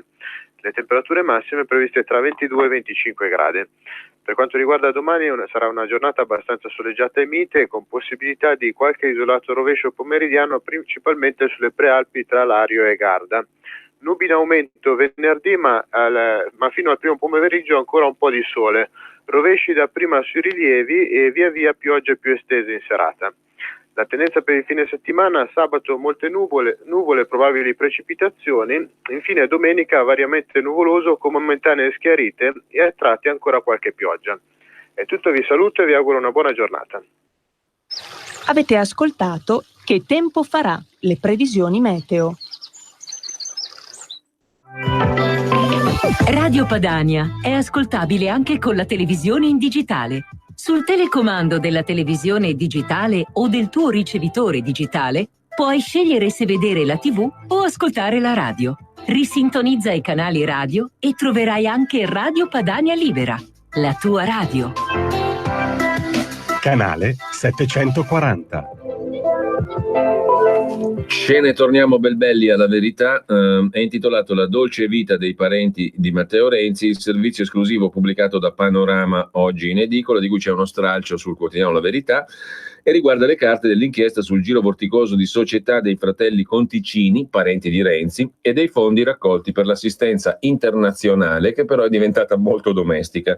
L'indagine sulla presunta appropriazione indebita e il riciclaggio racconta i maneggi con cui 6,6 milioni di dollari, non proprio la mancia della domenica, sono finiti nella disponibilità dei parenti di Matteo Renzi. La bella vita dei parenti di Renzi, i fratelli Conticini, grazie ai soldi della beneficenza. Sicuramente facevano il bene, ma non dei bisognosi internazionali, ma dei bisognosi di Rignano sull'Arno. Babbo Tiziano confessa: ho più di 200 dipendenti, e arriva un'altra indagine. Dice che gli hanno distrutto un'azienda da 5 milioni di fatturato, ma dichiarava un organico di sole 6 persone. Sotto inchiesta per la bancarotta dell'ennesima cooperativa. Voltiamo pagina. Francesco Borgonovo intervista Don Roberto Colombo, che è un genetista clinico, esperto di malattie ereditarie e docente alla Facoltà di Medicina e Chirurgia dell'Università Cattolica di Roma, nonché membro della Pontificia Accademia per la Vita e tanti altri incarichi. È un professore emerito della Cattolica. L'unico vero accanimento contro Lambert, e il caso francese, è quello di chi vuole vederlo morire, dice il sacerdote e genetista dell'Università Cattolica. La sola colpa del cittadino francese, è quella di occupare un letto ritenuto troppo costoso. Un uomo resta tale dal concepimento alla morte, in nessun caso diviene vegetale. Eutanasia e aborto sono due facce della stessa cultura di morte che va combattuta, dice Don Roberto Colombo. Noi lasciamo La Verità e diamo uno sguardo peraltro al settimanale Panorama. In copertina c'è Matteo Salvini davanti a un vetro con un bel pallottolone che l'ha bucato il vetro, come vedete, un uomo solo nel mirino. Bersaglio mobile, accuse di minare la democrazia dai grandi media e striscioni nelle piazze. E poi l'alleato di governo che va all'attacco. Alla vigilia delle europee la caccia a Salvini impazza, il vero obiettivo, il suo successo elettorale annunciato. Questo è il tema d'apertura e il servizio di Antonio Rossitto su Matteo Salvini, perché il vice premier è diventato il bersaglio perfetto di tutti. Dal 1 gennaio nemici e alleati gli hanno riservato malevolenze, contestazioni di piazza, lettere intimidatorie. Ora arrivano inchieste giudiziarie. Obiettivo: sabotarne il successo alle elezioni europee, scrive Panorama in apertura. C'è poi da segnalare su Panorama l'intervista a Pasquale Tridico. Sono figlio dello Stato sociale, l'infanzia in Calabria, la malattia del padre, il lavoro in Germania. Il presidente dell'INPS racconta a Panorama, a Luca Telese, perché il suo reddito di cittadinanza è la più grande conquista del welfare italiano. Così su Panorama. Poi c'è la dolce vita dei parenti di Matteo Renzi, di cui dicevamo prima. Giacomo Amadori e Simone Di Meo ci raccontano delle carte dell'inchiesta sul vorticoso giro di società dei familiari dell'ex premier Renzi. I fondi raccolti per l'assistenza internazionale avevano anche molte altre finalità e la famiglia è diventata milionaria, scrive Panorama. Va segnalato anche il pezzo di Fabio Amendolara sul fallimento in comune. Lo scorso anno altri 72 comuni italiani hanno registrato grave criticità finanziaria, la maggior parte al sud, ma sono in bilico anche grandi città come Torino. E poi ci sono le storie dei posseduti dal demonio raccontate da Francesco Borgonovo. La rubrica di Marcello Veneziani, Il controcanto, è nato il conduttore unico in TV, imperversa l'intellettuale collettivo che pascola lo stesso gregge di opinionisti. Bersaglio il vice premier Salvini. Ma va segnalato anche su Panorama, un tema di anniversari ignorati, un bel ritratto di Golda Meir, nata a Kiev nel 1898, la prima donna premier di Israele tra il 69 e il 74. Lo ricorda Alessandra Necci. Golda Meir, il potere, la guerra e la gloria, donna straordinariamente interessante come figura storica. A 50 anni dalla sua nomina a primo ministro di Israele, nessuno ha reso omaggio alla Lady di Ferro di Tel Aviv, così diversa dalla Thatcher, eppure così forte e rassicurante. E anche socialista, oltretutto. Incredibile a dirsi, vero? Mentre piccoli kamikaze cresceranno l'eredità dell'ISIS. Ancora un altro servizio di Panorama. Dopo la caduta del califfato nero sono decine di migliaia i minori, spesso orfani di combattenti, che vivono nei campi profughi, indottrinati fin da piccolissimi all'odio anti-occidentale. Sono un'intera generazione perduta da traumi e violenze di cui bisogna prendersi cura prima che sia troppo tardi, scrive Panorama. L'articolo è di Fausto Biloslavo. E poi ancora, benvenuti nel Parlamento più confuso del mondo, quello europeo. Maurizio Tortorella ci spiega di come gli inglesi, che voteranno ma non dovrebbero, visto che stanno uscendo dall'Unione, faranno parte comunque del Parlamento. I 73 deputati britannici dureranno 5 mesi, i candidati degli altri stati dovranno subentrargli, ma nessuno sa come. Ecco perché il 26 maggio inizierà un'era di caos istituzionale, insomma un casino, per dirla in maniera corta. C'è poi un servizio curioso, la maledizione dell'UNESCO sulle nostre città. Appena una località viene considerata patrimonio dell'umanità è la fine. Turismo di massa, degrado, omologazione, sfruttamento delle bellezze artistiche a fini commerciali. Stiamo parlando di Firenze, di Verona, di Lucca, delle Cinque Terre e di Pisa. Infine vi segnalo anche il 5G, l'articolo sul 5G, una sigla che ci cambierà la vita. È in arrivo la prossima rivoluzione della telefonia mobile, super velocità per i nostri computer, smartphone e tablet. È una connettività globale sostanzialmente ancora sconosciuta, che non conosciamo ancora. Lasciamo anche Panorama. Andiamo alla prima pagina di Libero, ospitiamo il marocchino e poi lui ci dà fuoco. Giovane straniero incendia una caserma, accade a Mirandola, Modena, 2 vittime, 4 feriti gravi, 20 intossicati, tra cui 6 bimbi. Il nordafricano con precedenti fu accompagnato alla frontiera, ritornò qui. Filippo Facci fa una domanda, la prima.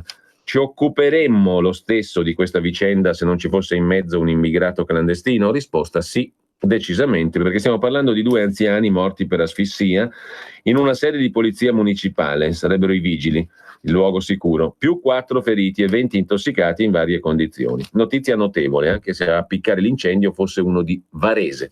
Seconda domanda, daremmo lo stesso spazio alla vicenda se non ci fosse di mezzo un immigrato clandestino? Risposta no, probabilmente ne daremmo meno, posto che ne daremmo comunque molto. L'immigrazione clandestina o no è al centro del dibattito da anni. Ogni sua piega ottiene un grande spazio in negativo e in positivo.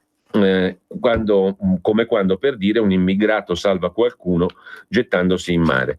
Detto questo, resta una vicenda pazzesca. Nella serata del 21 a Mirandola, 30 km da Modena, c'è questo giovane segnalato alla stazione San Felice in stato alterato. Abbiamo già letto tutto sul Corriere della Sera. Giustamente Facci dice vicenda incredibile. Sempre poi dal primo piano di Libero, inchieste assurde, scrive Vittorio Feltri, botte alla sanità lombarda per equipararla a quella del sud. Maurizio Belpietro sul suo giornale prevede una catastrofe giudiziaria, che la sanità lombarda sarà bombardata da arresti e avvisi di garanzia.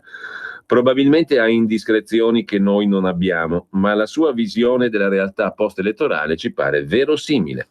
Mi sembra del tutto in linea con la politica italiana, che cerca di massacrare la più efficiente regione del paese, quella che funziona meglio, ha il reddito più alto, la Lombardia, un maggior tasso di occupazione, un grado di civiltà ragguardevole, un'aspettativa di vita di gran lunga superiore alla media.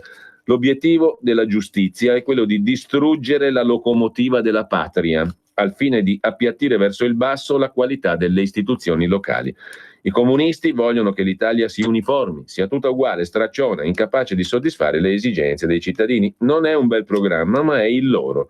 Dato che i milanesi vivono bene e campano tanti anni, con un sistema sanitario esemplare, ecco che si interviene per imporre un criterio perequativo, per annullare le eccellenze e far apparire accettabili le mediocrità del Sud.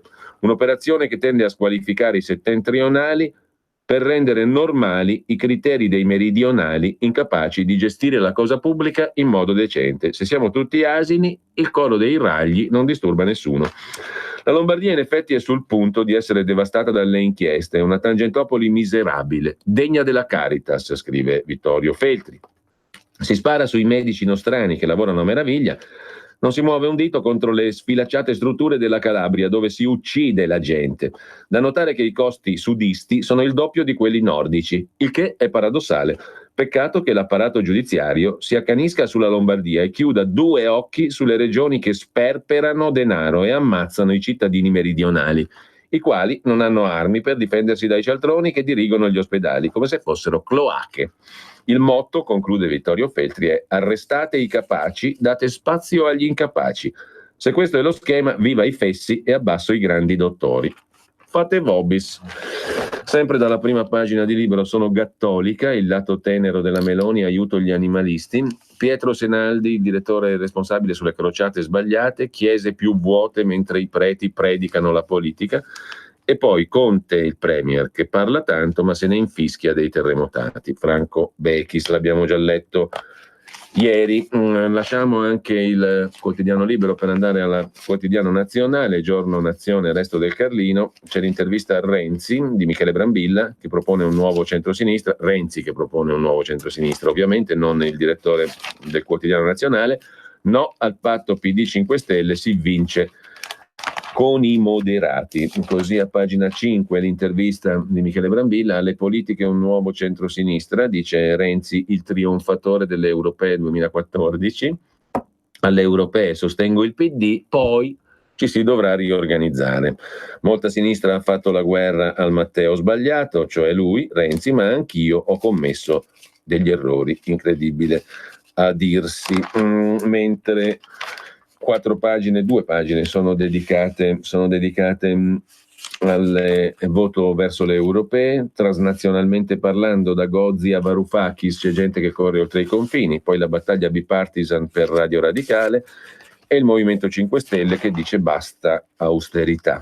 Per quanto riguarda invece il fatto di Mirandola, clandestino incendia caserma, 2 donne morte, raid di un marocchino al comando dei vigili, 2 donne morte ma per la verità 4 feriti gravi, 20 intossicati, tra cui 6 bambini. Non doveva trovarsi in Italia. La rabbia del paese, la racconta il Resto del Carlino, troppa criminalità e l'accoglienza vacilla. Il campanile del Duomo di Mirandola, terremotato, è ancora impacchettato. Tutto intorno operai al lavoro.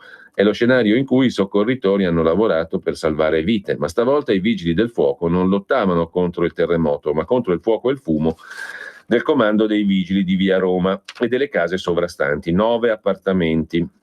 È troppo grossa anche questa volta, dicevano ieri tanti cittadini che passavano davanti alla sede dei vigili col volto teso e gli sguardi increduli. Oggi ne abbiamo 21, è la maledizione di maggio. Da quel terremoto la gente della bassa modenese si è rialzata più in fretta di altre popolazioni. Via Roma pullula di cantieri, da ieri ce ne sarà uno in più. Ce ne sarà uno in più perché appunto è stato incendiato, si è travestito da agente della polizia municipale, perché questa non l'avevamo letta prima, si è travestito da agente della polizia municipale dopo aver rubato il berretto di ordinanza e il giubbotto antiproiettile e ha dato fuoco alla sede dei vigili di Mirandola, lasciandosi dietro alle spalle 2 morti e 20 feriti. Il nordafricano è un fantasma, un clandestino dai 1000 alias. Ha cosparso di benzina la sede della municipale appena ristrutturata dopo il terremoto. L'incendio ha devastato l'intero palazzo. E lasciamo anche il Giorno per andare a Repubblica. Pensioni, il colpo di mano è il titolo d'apertura. L'INPS, agenzia di propaganda per l'alleanza giallo-verde. Il presidente Tridico privilegia il reddito di cittadinanza e quota 100. E lite sul decreto sicurezza, scrive Repubblica. L'INPS giallo-verde con la presidenza di Tridico, già consigliere di Di Maio, l'ente diventa una sorta di agenzia governativa. Invece Boeri era uno che veniva da Marte, era uno assolutamente indipendente da ogni riferimento politico e partitico. Spinge quota 100 e reddito di cittadinanza e rimanda i tagli alle pensioni. C'è anche un'intervista su Repubblica all'ex direttore generale della Banca d'Italia Salvatore Rossi, barese, che nel frattempo è diventato direttore generale della Banca d'Italia, membro del direttorio, guida l'IVAS che vigila sulle assicurazioni e lascia appunto il suo incarico da poco.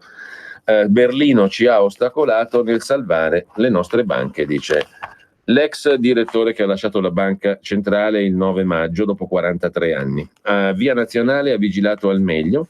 La Germania ha fatto interventi pubblici sulle sue banche e poi ha bloccato quelli degli altri paesi. Chi è che diceva ste robe?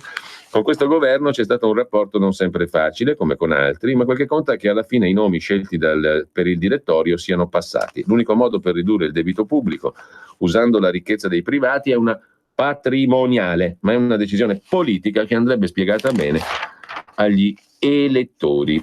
Mentre paura 5 Stelle, Salvini ha deciso, col 30% sarà crisi, scrive Repubblica. Salvini oggi dice l'esatto contrario al quotidiano Il Corriere della Sera, mentre il no grillino spegne Radio Radicale, ma in Parlamento è ancora battaglia. Inammissibili gli emendamenti al decreto crescita che avrebbero fatto vivere l'emittente, ma la proroga al finanziamento pubblico potrebbe essere inserita in extremis o in un altro provvedimento. Ancora dalla Repubblica, la questione morale che può affondare la sinistra a Perugia, cioè il PD verso le amministrative, se ne occupa Sergio Rizzo, il caso di Catiuscia Marini che ha lasciato la presidenza della regione dopo l'inchiesta sui concorsi in sanità pilotati che ha coinvolto i vertici del partito Umbro.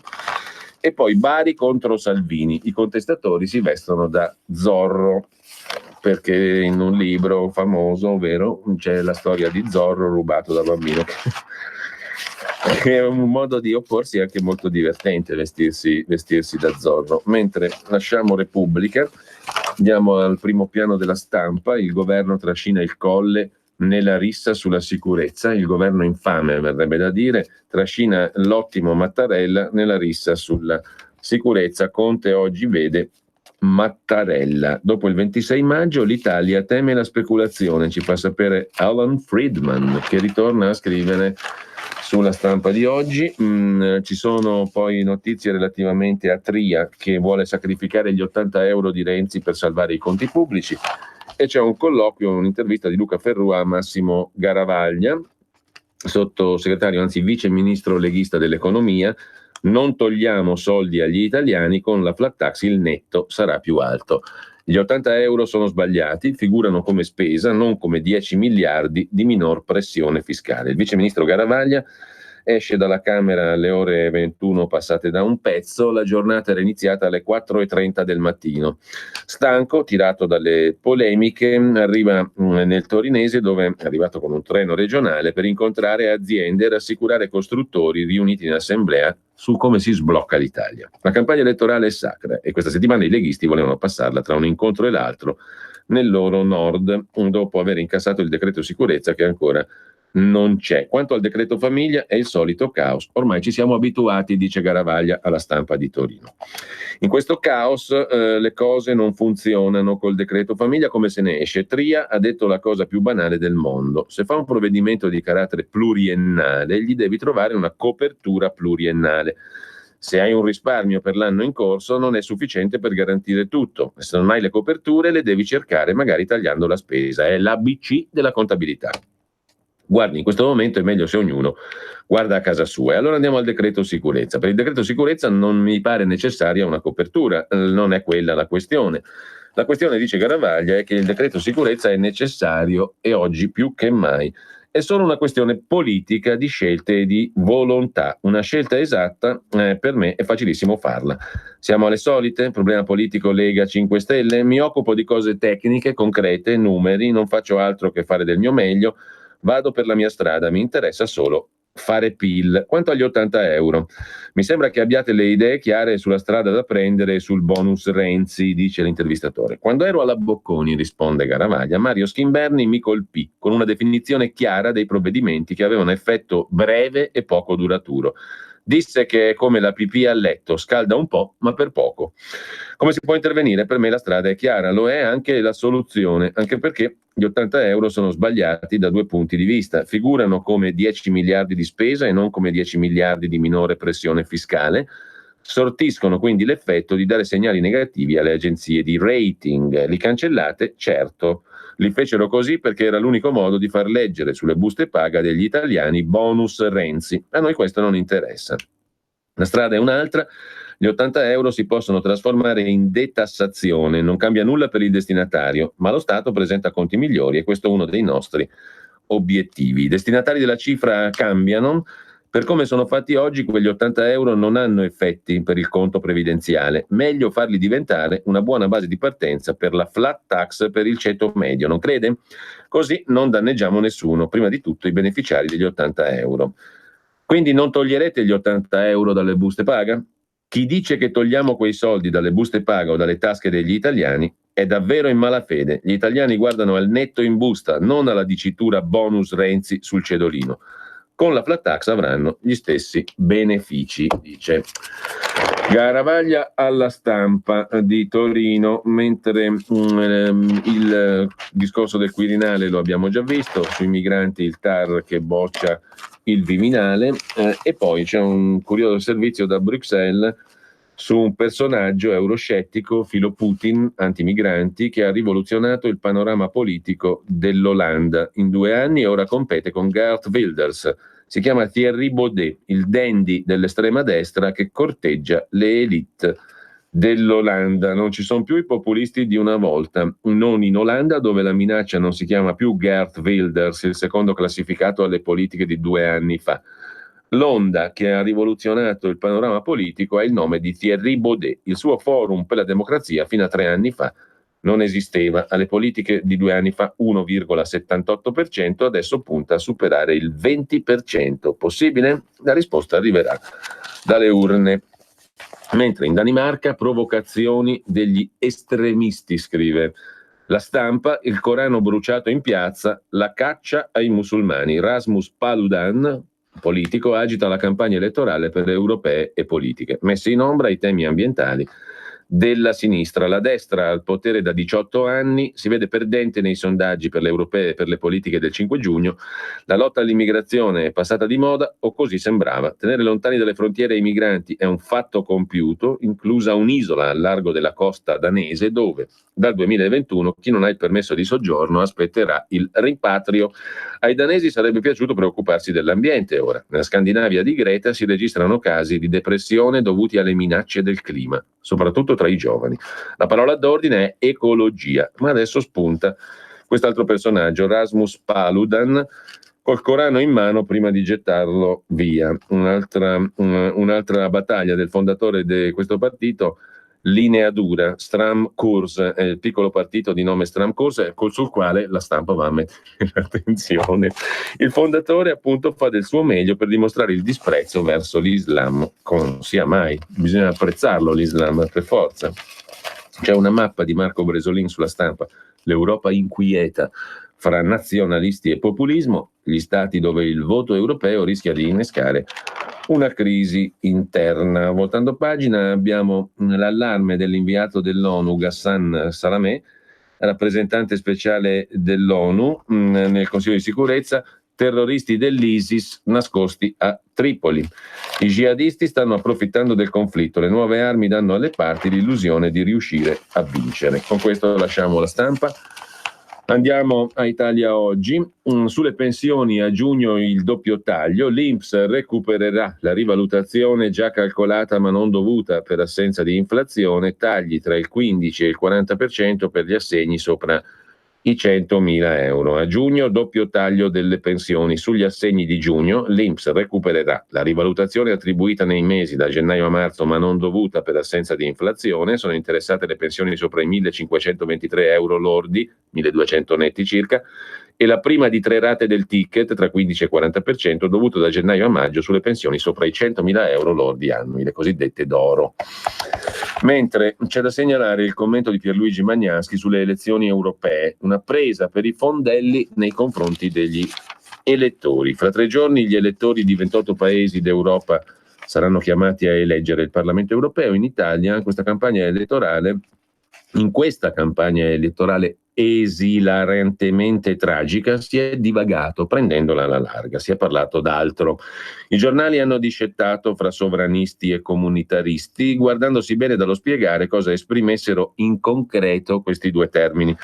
Una scusante i media ce l'hanno, nessuno sa cosa questi termini significhino, sono usati come passepartout per partecipare al dibattito riuscendo a dire nulla, scrive Magnaschi. Sono scioglilingua per stupire il popolo e fargli capire che ci sono dei sancta sanctorum nei quali il popolo non può azzardarsi ad entrare, anche perché loro ritengono che non ne capirebbe nulla. Per indorare la pillola della divagazione permanente, all'insegna del motto mi spezzo ma non mi spiego, il dibattito politico, specie televisivo, si è sviluppato sugli concetti di razzismo e di fascismo, distribuiti come il pepe sulla cacciagione.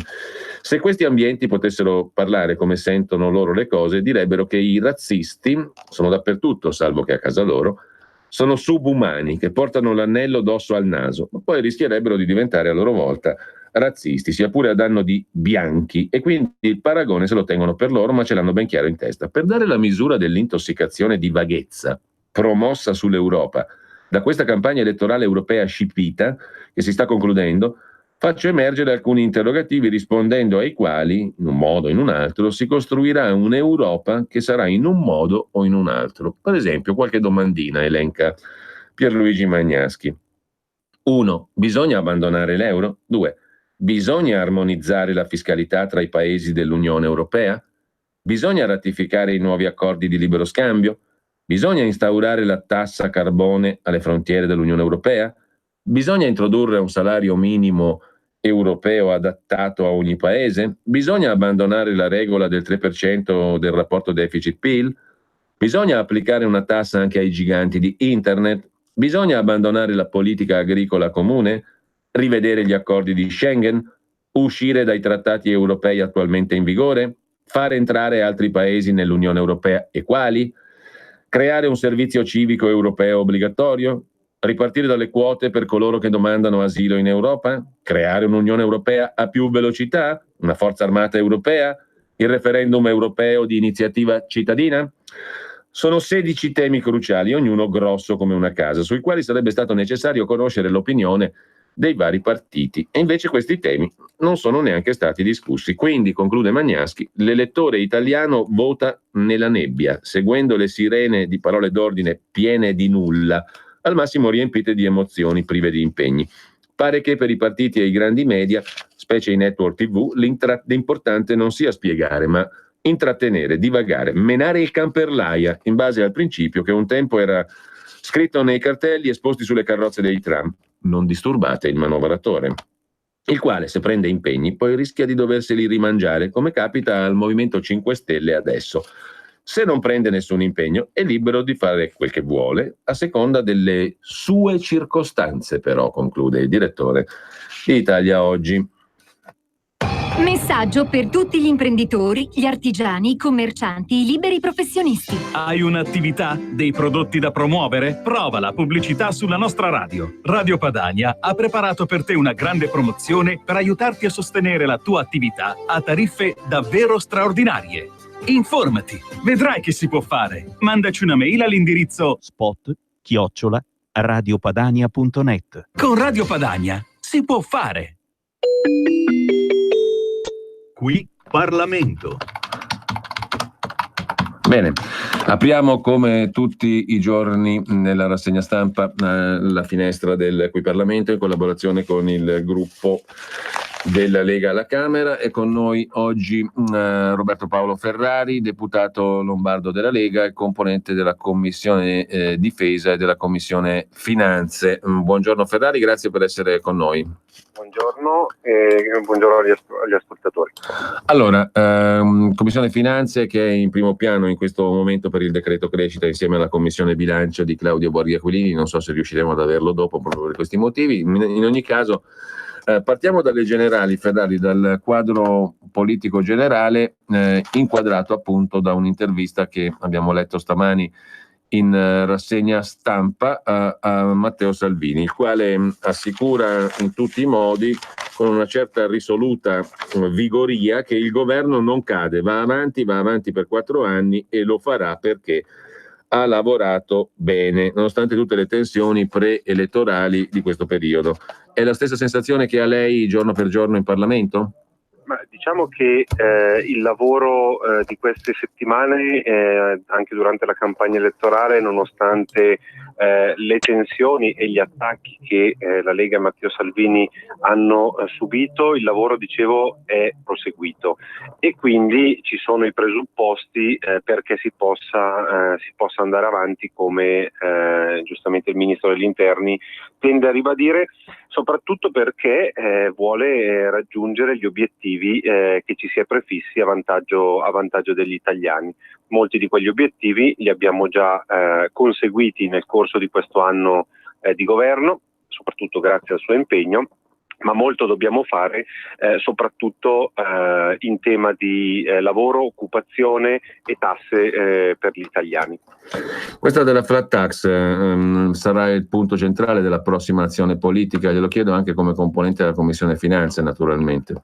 Allora, è un elemento essenziale. Noi già con la legge di bilancio dello scorso anno abbiamo iniziato a mettere mano a alla riforma fiscale. Naturalmente la riforma fiscale per vincoli e appartenenza a quell'Unione Europea a cui appunto di cui ci saranno le elezioni domenica e che noi vorremmo cambiare.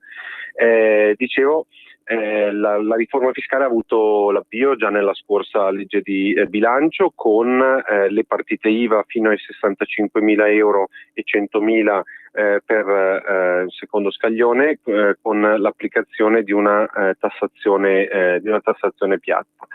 Naturalmente questo per poter far ripartire quell'economia che vediamo ancora stagnare a livello italiano, ma che è anche responsabilità di una tendenza internazionale, europea soprattutto. Questa tendenza deve essere portata avanti, ma non perché c'è un capriccio, proprio perché gli esempi dei paesi in cui questo tipo di imposizione è stata applicata dimostrano che sono i paesi che crescono di più e che riescono ad affrontare meglio le crisi economiche anche internazionali. Ecco, dal suo osservatorio, Ferrari, della Commissione Finanze, qual è l'opinione dei colleghi del 5 Stelle su questo tema della flat tax? Il paradosso è che molto spesso i colleghi dei 5 Stelle sono d'accordo con le nostre posizioni. Anche su altri provvedimenti in Commissione Finanze abbiamo lavorato nella direzione di semplificare e di dare una risposta concreta a imprese e famiglie in termini di imposizione. Poi a volte ci si deve scontrare con quella che è la posizione che viene assunta invece di maggiore rigidità a livello di scelte politiche del movimento. Quindi secondo me ci sono persone che capiscono benissimo che la linea proposta dalla Lega è una linea intelligente e da seguire. Bisogna capire se all'interno del Movimento 5 Stelle dopo questa campagna elettorale prevarrà questa linea, questa posizione di buon senso da parte anche dei vertici. Ecco, la butto là perché così magari stupidamente da cittadino abituato da un po' di anni a interessarsi della cosa pubblica magari mi sono fatto delle idee pure distorte, però non riesco a capire la ratio, al di là del fatto che uno dice vabbè siamo in campagna elettorale, ognuno deve portare a casa cercare di portare a casa il suo massimo possibile. Entrambi però i leader dei due movimenti al governo, la Lega e i 5 Stelle, Di Maio e Salvini, continuano a dire, ribadire, stradire, eccetera, eccetera. Andremo avanti 4 anni, il governo dura, non c'è alternativa. Di Maio dice che il PD è uno schifo, non ci governerà mai e via dicendo. E Salvini appunto oggi ribadisce 4 anni, dureremo fino al 2023, dobbiamo eleggere il Presidente della Repubblica e fare tante cose. Allora, io mi domando da cittadino una cosa molto semplice: è un teatrino? E se è un teatrino, perché ci fate assistere a un teatrino? Che di teatrini nella vita ne abbiamo già visti tanti. Se non è un teatrino, chi è che ispira i pupi? Perché siamo abituati in questo paese anche alle manovre di determinati poteri che chiamare forti e forse fargli un complimento, ma che comunque esistono. Allora i pupi sono messi su da chi? E quali sono i pupi che stanno agendo per conto terzi? Allora, è vero, nel senso, è stata una campagna elettorale particolarmente rissosa soprattutto da parte di, come lo dicevo in apertura, di qualcuno che ha cercato di recuperare una certa parte del proprio elettorato, tendenzialmente più di una sinistra come dire abbastanza radicalizzata, e in questo ha cercato di con l'attacco alla Lega di recuperare questo consenso. Ritengo che però alternative al momento all'interno del Parlamento per mandare avanti un governo non ve ne siano, e quindi poi a parte i pupi, la realpolitik, come si diceva una volta, torna a essere pressante. Ecco perché si è assistito a questa campagna elettorale, che devo dire, da parte del il fronte di Matteo Salvini e della Lega, ha cercato unicamente non ha come dire rintuzzato ogni volta gli attacchi, ha cercato di rispondere con i fatti, con la politica che abbiamo concretizzato in questi mesi a favore delle famiglie, della sicurezza delle persone, la legge sulla legittima difesa, gli asili, appunto si diceva la flat tax all'inizio, adesso c'è il decreto crescita che assorbirà la legge sulle semplificazioni che abbiamo già approvato in prima lettura la settimana scorsa al Parlamento, proprio per dargli un canale preferenziale. Stiamo cercando davvero di continuare a lavorare nonostante questo questo scenario che si è verificato in questi ultimi... Anche perché qua si vota ogni tot mesi, se la musica deve essere sempre quella lì, hai voglia a dire che si va avanti, si fa questo, si fa quell'altro. Però no? se notiamo è nella campagna elettorale in cui c'è stato questo attacco frontale da parte di un alleato di governo all'altro, in primis, ma anche abbiamo visto, e qui torniamo ai poteri forti, a un partito di governo da parte di un'attenzione sospetto da parte della magistratura, e quindi sotto questo punto di vista il quadro si compone e si dice vogliono indebolire la Lega in questo momento in cui aveva raggiunto livelli esponenziali, proprio perché andare a toccare anche il quadro europeo dopo che è stato già scardinato perlomeno in parte quello italiano, con la dimostrazione che Matteo Salvini è un politico diverso, perché ciò che aveva promesso di fare lo sta concretizzando. Ecco, se questo lo si potrà tradurre anche a livello europeo, questo spaventa ancora di più tutti, perché molto di quelle che sono anche le politiche nazionali transitano e passano dall'Europa, e ciò è un qualcosa che da certi poteri forti non può essere consentito. Però il potere fortunatamente è ancora nelle mani dei cittadini elettori, e domenica con il loro voto potranno decidere, potranno scegliere. L'ultima cosa, Ferrari, il calendario della Camera è dominato ancora dalla questione Calabria, no? Misure di emergenza per il servizio sanitario della Calabria, che non è in emergenza perché è in uno standard allucinante da anni e anni e anni, no? Dall'altra parte qualcuno vocifera, segnatamente il direttore della Verità Belpietro, oggi commentato anche da Feltri sul Libro e altri, che dopo il voto ci sarà una bella sventagliata di arresti e di avvisi di garanzia nella sanità lombarda. sono due cose completamente diverse. Secondo Feltri oggi è la volontà comunista dei magistrati di appaiare tutto, no? Quello che eccelle va tirato giù al basso, così che tutti gli asini insieme ragliano. Se ragliano insieme non danno fastidio a nessuno. È un'interpretazione ovviamente politica dell'azione della magistratura, però e naturalmente quello che dice Belpietro si nutre forse di indiscrezioni che non conoscono tutti. Però al di là di questo le volevo chiedere due cose. Questa storia delle difformità territoriali in Italia, che è enorme, è un dato di fatto, è una realtà, perché non conduce a un iter più veloce per le autonomie? Che è un altro tema di quelli spinosissimi, rimandato, non affrontato, non si capisce il motivo per cui da cittadini del nord, ma anche tantissimi cittadini di tutte le regioni, io credo onesti e in buona fede, questo discorso dell'autonomia non venga fatto, in modo tale che chi gestisce male tendenzialmente si assume le sue responsabilità. Non stiamo ancora parlando di soldi, perché i soldi rimangono quelli di prima, no? Quindi non è un furto quello che si sta perpetrando, non è un furto economico e finanziario, è una questione di responsabilità.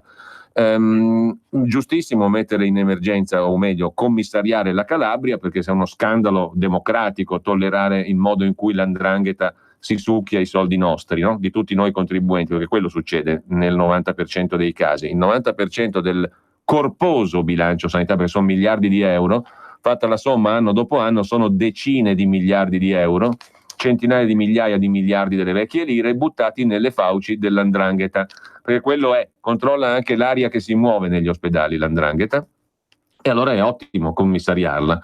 Però perché non facciamo un passo in più e non diamo a ciascuno la responsabilità di gestire quello che ha a casa sua?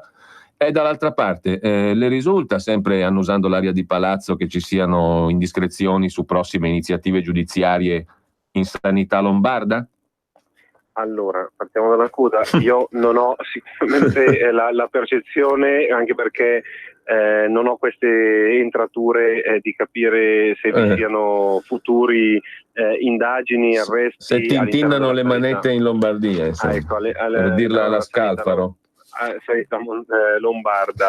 La questione, ma anche sulle recenti azioni della magistratura, è che molto spesso nel silenzio, poi dopo che c'è stato il clamore degli arresti, molte delle vicende giudiziarie si concludono con un nulla di fatto, e anche gli ultimi fatti, tanto per non nascondersi, gli accadimenti di Legnano, dal mio punto di vista, anche da sindaco che termina il proprio mandato adesso a maggio, l'ho fatto per 10 anni, molte di quelle cose che ho letto sono delle aberrazioni giudiziarie, nel senso che le nomine nelle partecipate le fa in questo caso. Ma mi scusi, la interrompo, ma non per toglierle la parola assolutamente, ma così per esprimere un'osservazione a caldo. Dopo la fiammata, il boom, i titoloni eccetera, la vicenda di Fratus è finita,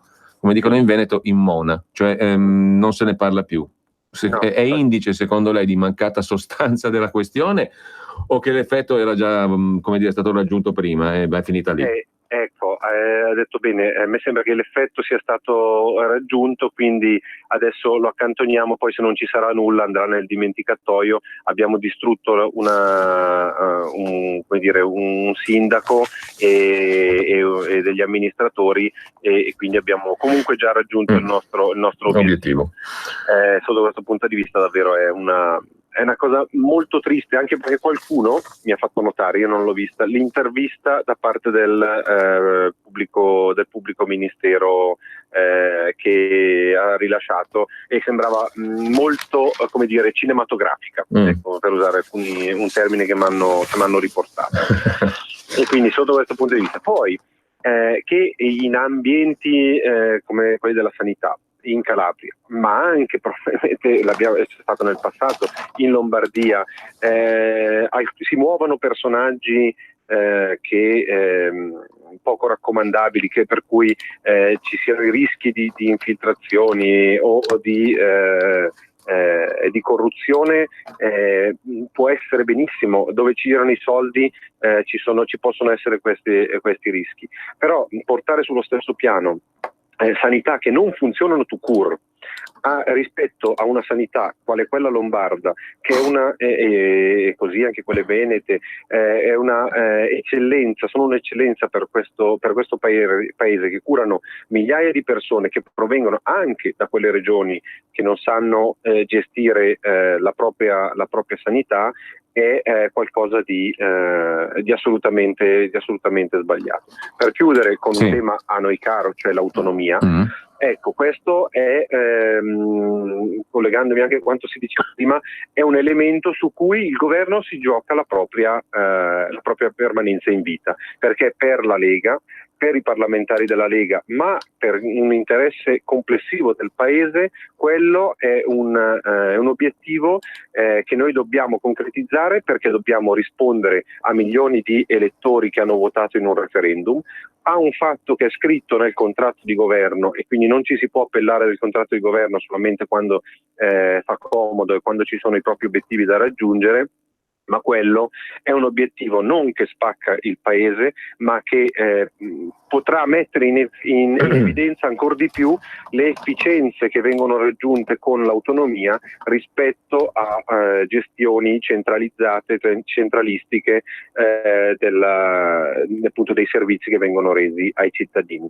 Quello davvero penso sia un obiettivo che noi non possiamo dimenticarci di raggiungere, nel rispetto degli elettori e cittadini lombardi, veneti, ma anche degli emiliani che hanno chiesto tramite la loro regione di avere questa autonomia, e lì sì, davvero il governo si gioca la faccia. Bene, io ringrazio Roberto Paolo Ferrari, deputato lombardo della Lega, un componente della Commissione Difesa e Finanze. Grazie mille Ferrari per questa nostra conversazione e buona giornata, buon lavoro. Grazie a voi, buona giornata a lei e agli ascoltatori. Qui Parlamento. Noi poi tra poco torniamo in Parlamento con Claudio Borghi Aquilini, presidente della Commissione Bilancio della Camera, e parleremo di varie cose, anche di Radio Radicale, con Maurizio Bolognetti, che ha tante cose interessanti da dire al proposito, e non scontate e non banali, come è nel suo stile e nella sua sostanza, diciamo così, a proposito di Radio Radicale, ma anche di principi più generali di diritto e di legalità, ma soprattutto anche di valutazioni politiche, ma anche valutazioni politiche non usuali, diciamo così, anche all'interno del proprio movimento politico e di chi vi gira intorno, il Partito Radicale e dintorni. Comunque avremo modo di fare una bella franca discussione, come sempre, visto il carattere dei due interlocutori, e tra poco alle 9:30, 9:35, 9:30 qualcosa, dopo la rassegna stampa. Intanto, a proposito di rassegna stampa, torniamo dopo l'articolo di Pierluigi Magnaschi su Italia Oggi, una bella conversazione con Luca Ricolfi. Sovranismo è una bella parola, significa difendere gli interessi dei propri elettori in economia e in cultura, ma c'è chi vuole governare il mondo e difendere l'umanità intera. Luca Ricolfi sfata il mito dei sovranisti brutti e cattivi e spiega anche perché un matrimonio tra forze sovraniste e popolari europei dopo il voto del 26 maggio sarebbe innaturale, ma potrebbe risultare inevitabile. Il problema politico è che non è affatto ovvio quali forze meglio garantiscano che l'Europa, come continente che ha raggiunto alti standard di benessere, democrazia e libertà, non imbocchi la strada del declino. I partiti tradizionali, anzi, a dir meglio, le culture politiche del Novecento, stanno messe maluccio, dice Ricolfi a Italia Oggi, mentre a destra prevale la frammentazione. Mai come oggi sono state forti le identità nazionali, si vota per l'Unione Europea, ma le nazioni non spariranno, che il sogno degli Stati Uniti d'Europa è più debole e remoto che mai. Alla fine ogni Stato giocherà per se stesso. Il sovranismo non è una brutta parola, esordisce Ricolfi. Essere sovranisti significa fare politica come si è sempre fatto, cioè difendendo gli interessi dei propri elettori in campo economico e culturale. Sono le forze politiche tradizionali che, paradosso dei paradossi, hanno smesso di fare politica in modo tradizionale, cioè a beneficio dei loro cittadini, e hanno preferito immaginare di essere governanti del mondo e paladine dell'umanità in generale, dice il professor Ricolfi, docente di analisi dei dati all'Università di Torino, presidente della Fondazione IUM, osservatore analista della politica italiana ed europea. Direi che questa, dice Ricolfi, è la più importante elezione europea dal 1900 79, ossia da quando si è cominciato a votare per il Parlamento europeo. Certo, alla fine gli italiani finiranno per votare secondo la logica nazionale di sempre, pensando al loro paese più che alla casa europea, però al tempo stesso saranno assai più consapevoli che in passato dell'impatto del loro voto, perché dopo il 26 maggio in Europa tutto potrebbe cambiare sia in meglio che in peggio. Poi distrazione continua, l'intervista con Ricolfi, altra persona mai banale, mentre se 9 euro vi sembrano pochi, 9 euro all'ora, una giungla di 868 contratti di lavoro, servirà il salario minimo legale a disboscarla? È il tema che pone Carlo Valentini su Italia Oggi. Un dossier sulla legge che ora è all'esame del Senato, la legge sul salario minimo legale. Da una parte il salario minimo legale non deve essere troppo a ridosso delle retribuzioni contrattuali, altrimenti risulterebbe inefficace o dannoso, buttando fuori mercato talune aziende. Dall'altra non deve essere troppo inferiore per non incentivare le imprese a fuggire dai contratti collettivi nazionali che diventerebbero molto onerosi rispetto al salario legale. E poi c'è il problema dell'applicazione del provvedimento su tutto il territorio nazionale, che registra livelli di sviluppo e potere d'acquisto molto diversi tra le varie regioni e zone d'Italia. A proposito di lavoro, chiudiamo con Roberto Giardina da Berlino, ancora su Italia Oggi.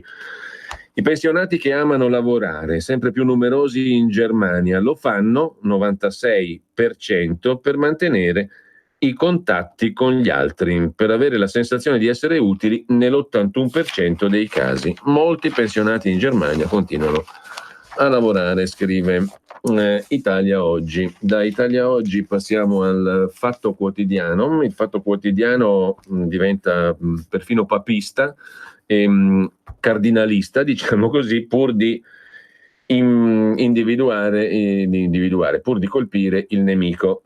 Votate tutti tranne Salvini, ha detto la Conferenza Episcopale Italiana. Un'altra delle notizie del giorno, un'altra scomunica. Il presidente dei vescovi, Bassetti, si è rivolto così agli elettori cattolici, nella sostanza: votate tutti tranne Salvini. Il leghista sconfitto anche dal TAR, lo SPRAR a Riace non andava chiuso, così la mette il Fatto Quotidiano. La Chiesa invita a votare e scaglia fulmini su Salvini. Il capo dei vescovi, Bassetti, fedelissimo del Papa, fa un appello ai cattolici per avere più Italia in Europa, non quella dei porti chiusi però. Il cardinale critica quelli che, come Salvini, usano i simboli cattolici. Il Fatto mette in primo piano anche l'articolo di Roberto Scarpinato, procuratore generale di Palermo, su Capaci 27 anni dopo. Le verità oltre la mafia ancora coperte dai depistaggi.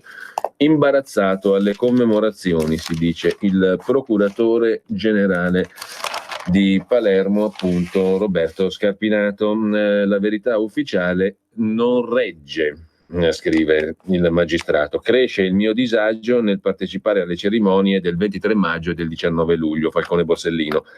La narrazione semplificata è messa a dura prova da verità che vanno oltre il livello mafioso. I silenzi di Riina. Neanche agli altri boss spiegò i motivi per colpire Falcone in Sicilia anziché a Roma e anticipare l'attentato a Borsellino. I complici. Borsellino aveva appreso di complicità con la mafia di soggetti ai vertici delle forze di polizia. L'agenda, se l'agenda rossa fosse finita ai magistrati, Borsellino avrebbe provocato danni anche da morto, scrive Roberto Scarpinato sul Fatto Quotidiano.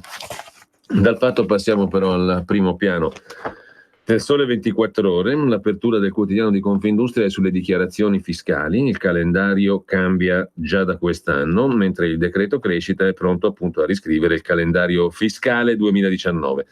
Il termine per l'invio telematico del modello redditi di società e persone fisiche e dichiarazione IRAP può slittare già da quest'anno dal 30 settembre al 30 novembre, effetto degli emendamenti al decreto crescita. Un'altra novità, effetto immediato, il differimento del termine di presentazione della dichiarazione IMU-TASI dal 30 giugno al 31 dicembre. Mentre nella giostra delle inammissibilità degli emendamenti al decreto crescita e successivi ripescaggi, le commissioni bilancio e finanze della Camera hanno riammesso all'esame i 2 emendamenti della Lega che riscrivono i limiti per l'obbligo di nomina di sindaci e revisori nelle SRL. Si cercherà una mediazione, come chiesto dai commercialisti. Molto tecnica l'apertura del Sole 24 Ore, mentre sfida Lactalis Granarolo per il grana.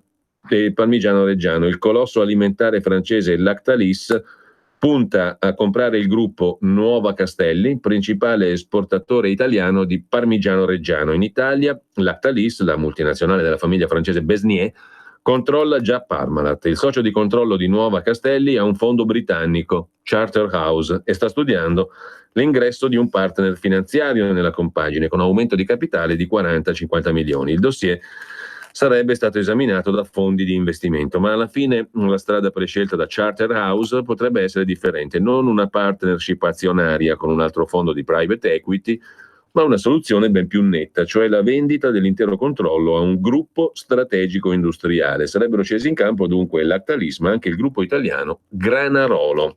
Che bella girandola di roba estera e di fondi di investimento dietro al grana parmigiano. Mentre in primo piano sul Sole 24 Ore c'è anche lo scontro sulla multinazionale cinese delle telecomunicazioni Huawei. La Cina rievoca la lunga marcia e studia un piano B. La Cina è pronta a intraprendere una nuova lunga marcia. Senza citare gli Stati Uniti, il presidente cinese Xi Jinping non intende mollare nello scontro che negli ultimi giorni si è concentrato sugli apparati di Huawei. Intanto l'azienda lavora a un sistema operativo alternativo ad Android e le imprese trasferiscono invece parte della produzione fuori dalla Cina, in fuga dai dazi. 60%, che numero è? Hasbro sta portando le proprie fabbriche di giocattoli negli Stati Uniti, in Messico e in India, con l'obiettivo di ridurre dal 70 al 60% la produzione in Cina. Vuoi vedere che il buzzurro Trump, anche con la storia dei dazi, riporta lavoro a casa sua e lo toglie alla delocalizzazione cinese? Il buzzurro sembrerà uno così col riporto e i capelli strani, però tanto stupido non deve essere il presidente degli Stati Uniti. Mentre lasciamo con questo anche il Sole 24 Ore, vi segnalo poi 2 paginate fitte sul quotidiano Avvenire e in apertura anche sul quotidiano di ispirazione cattolica, 2 paginate poi interne dedicate all'introduzione all'Assemblea dei Vescovi da parte del presidente della Conferenza Episcopale Italiana Gualtiero Bassetti. Solidarietà da portare in Europa, l'Italia modello di umanità, no a richiami religiosi esteriori. Appunto il rosario è un'esteriorità, non conta una beata, diciamo niente. Nel testo letto davanti ai vescovi il cardinale affronta 3 questioni. Non si può non restare sconcertati, cioè si è sconcertati vedendo il raddoppio della tassazione sugli enti che fanno del bene, terzo settore, zone terremotate a ricostruire. E infine, in vista delle elezioni, non disertare le urne, c'è bisogno di più Italia nell'unione, dice il presidente dei vescovi. Come italiani dovremmo essere il volto migliore dell'Europa per dare più fierezza ai nostri giovani, siamo il primo approdo dei migranti che sbarcano sulle nostre coste. Insomma, la sintesi l'ha fatta meglio il Fatto Quotidiano. Votate tutti tranne Salvini, dice il presidente dei vescovi italiani. Ci risentiamo tra poco con Sulla Notizia. 2019. Ma chi ha parlato? Sono io, la Digital Radio, quella del sistema DAB+, e sono strafelice perché dall'anno prossimo sarò ufficialmente in tutte le auto. È ora di vivere la magia della Digital Radio. Se stai pensando di comprare una nuova auto, pretendila con il sistema DAB+, il suono perfetto. Dal 2019 in tutte le auto nuove. Dibidi dobidi DAB. Anche Radio Padania è in Digital Radio. Per la tua pubblicità su Radio Padania Libera, scrivi a spot@radiopadania.net.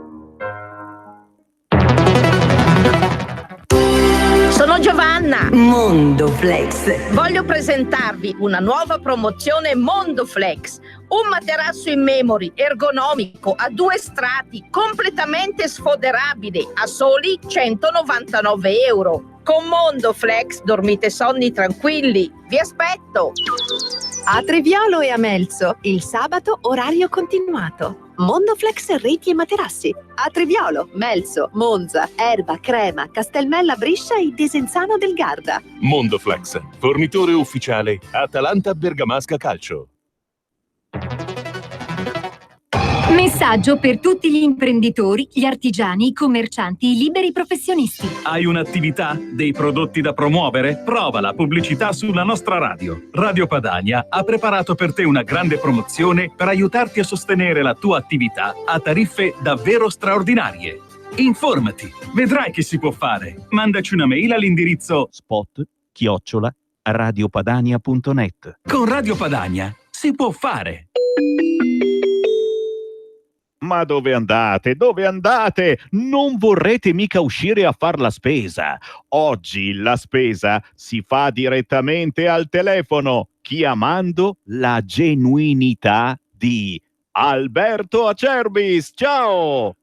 Buongiorno a tutti, per ricordarvi semplicemente che ormai siamo verso la fine, diciamo abbiamo l'ultima cisterna, l'abbiamo iniziato una settimana fa, del nostro olio extravergine di oliva, e quindi se qualcuno all'ascolto volesse prenotare il nostro olio per metà giugno può farlo adesso, lo andremo a imbottigliare chiamando 030 68 40 408, ripeto 030 68 40 408, e prenotate perché come sapete l'olio è stato fatto novembre, dicembre, gennaio, è in cisterna, quindi imbottigliamo il prodotto fresco.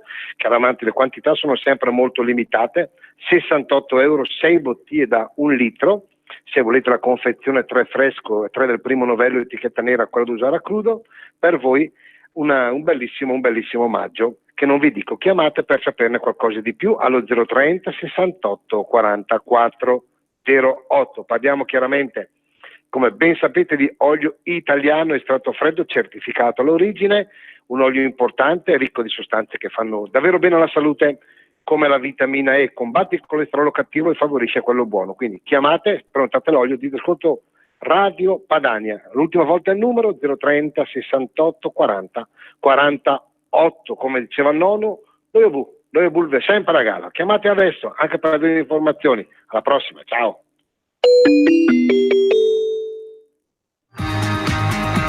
Va ora in onda Sulla Notizia.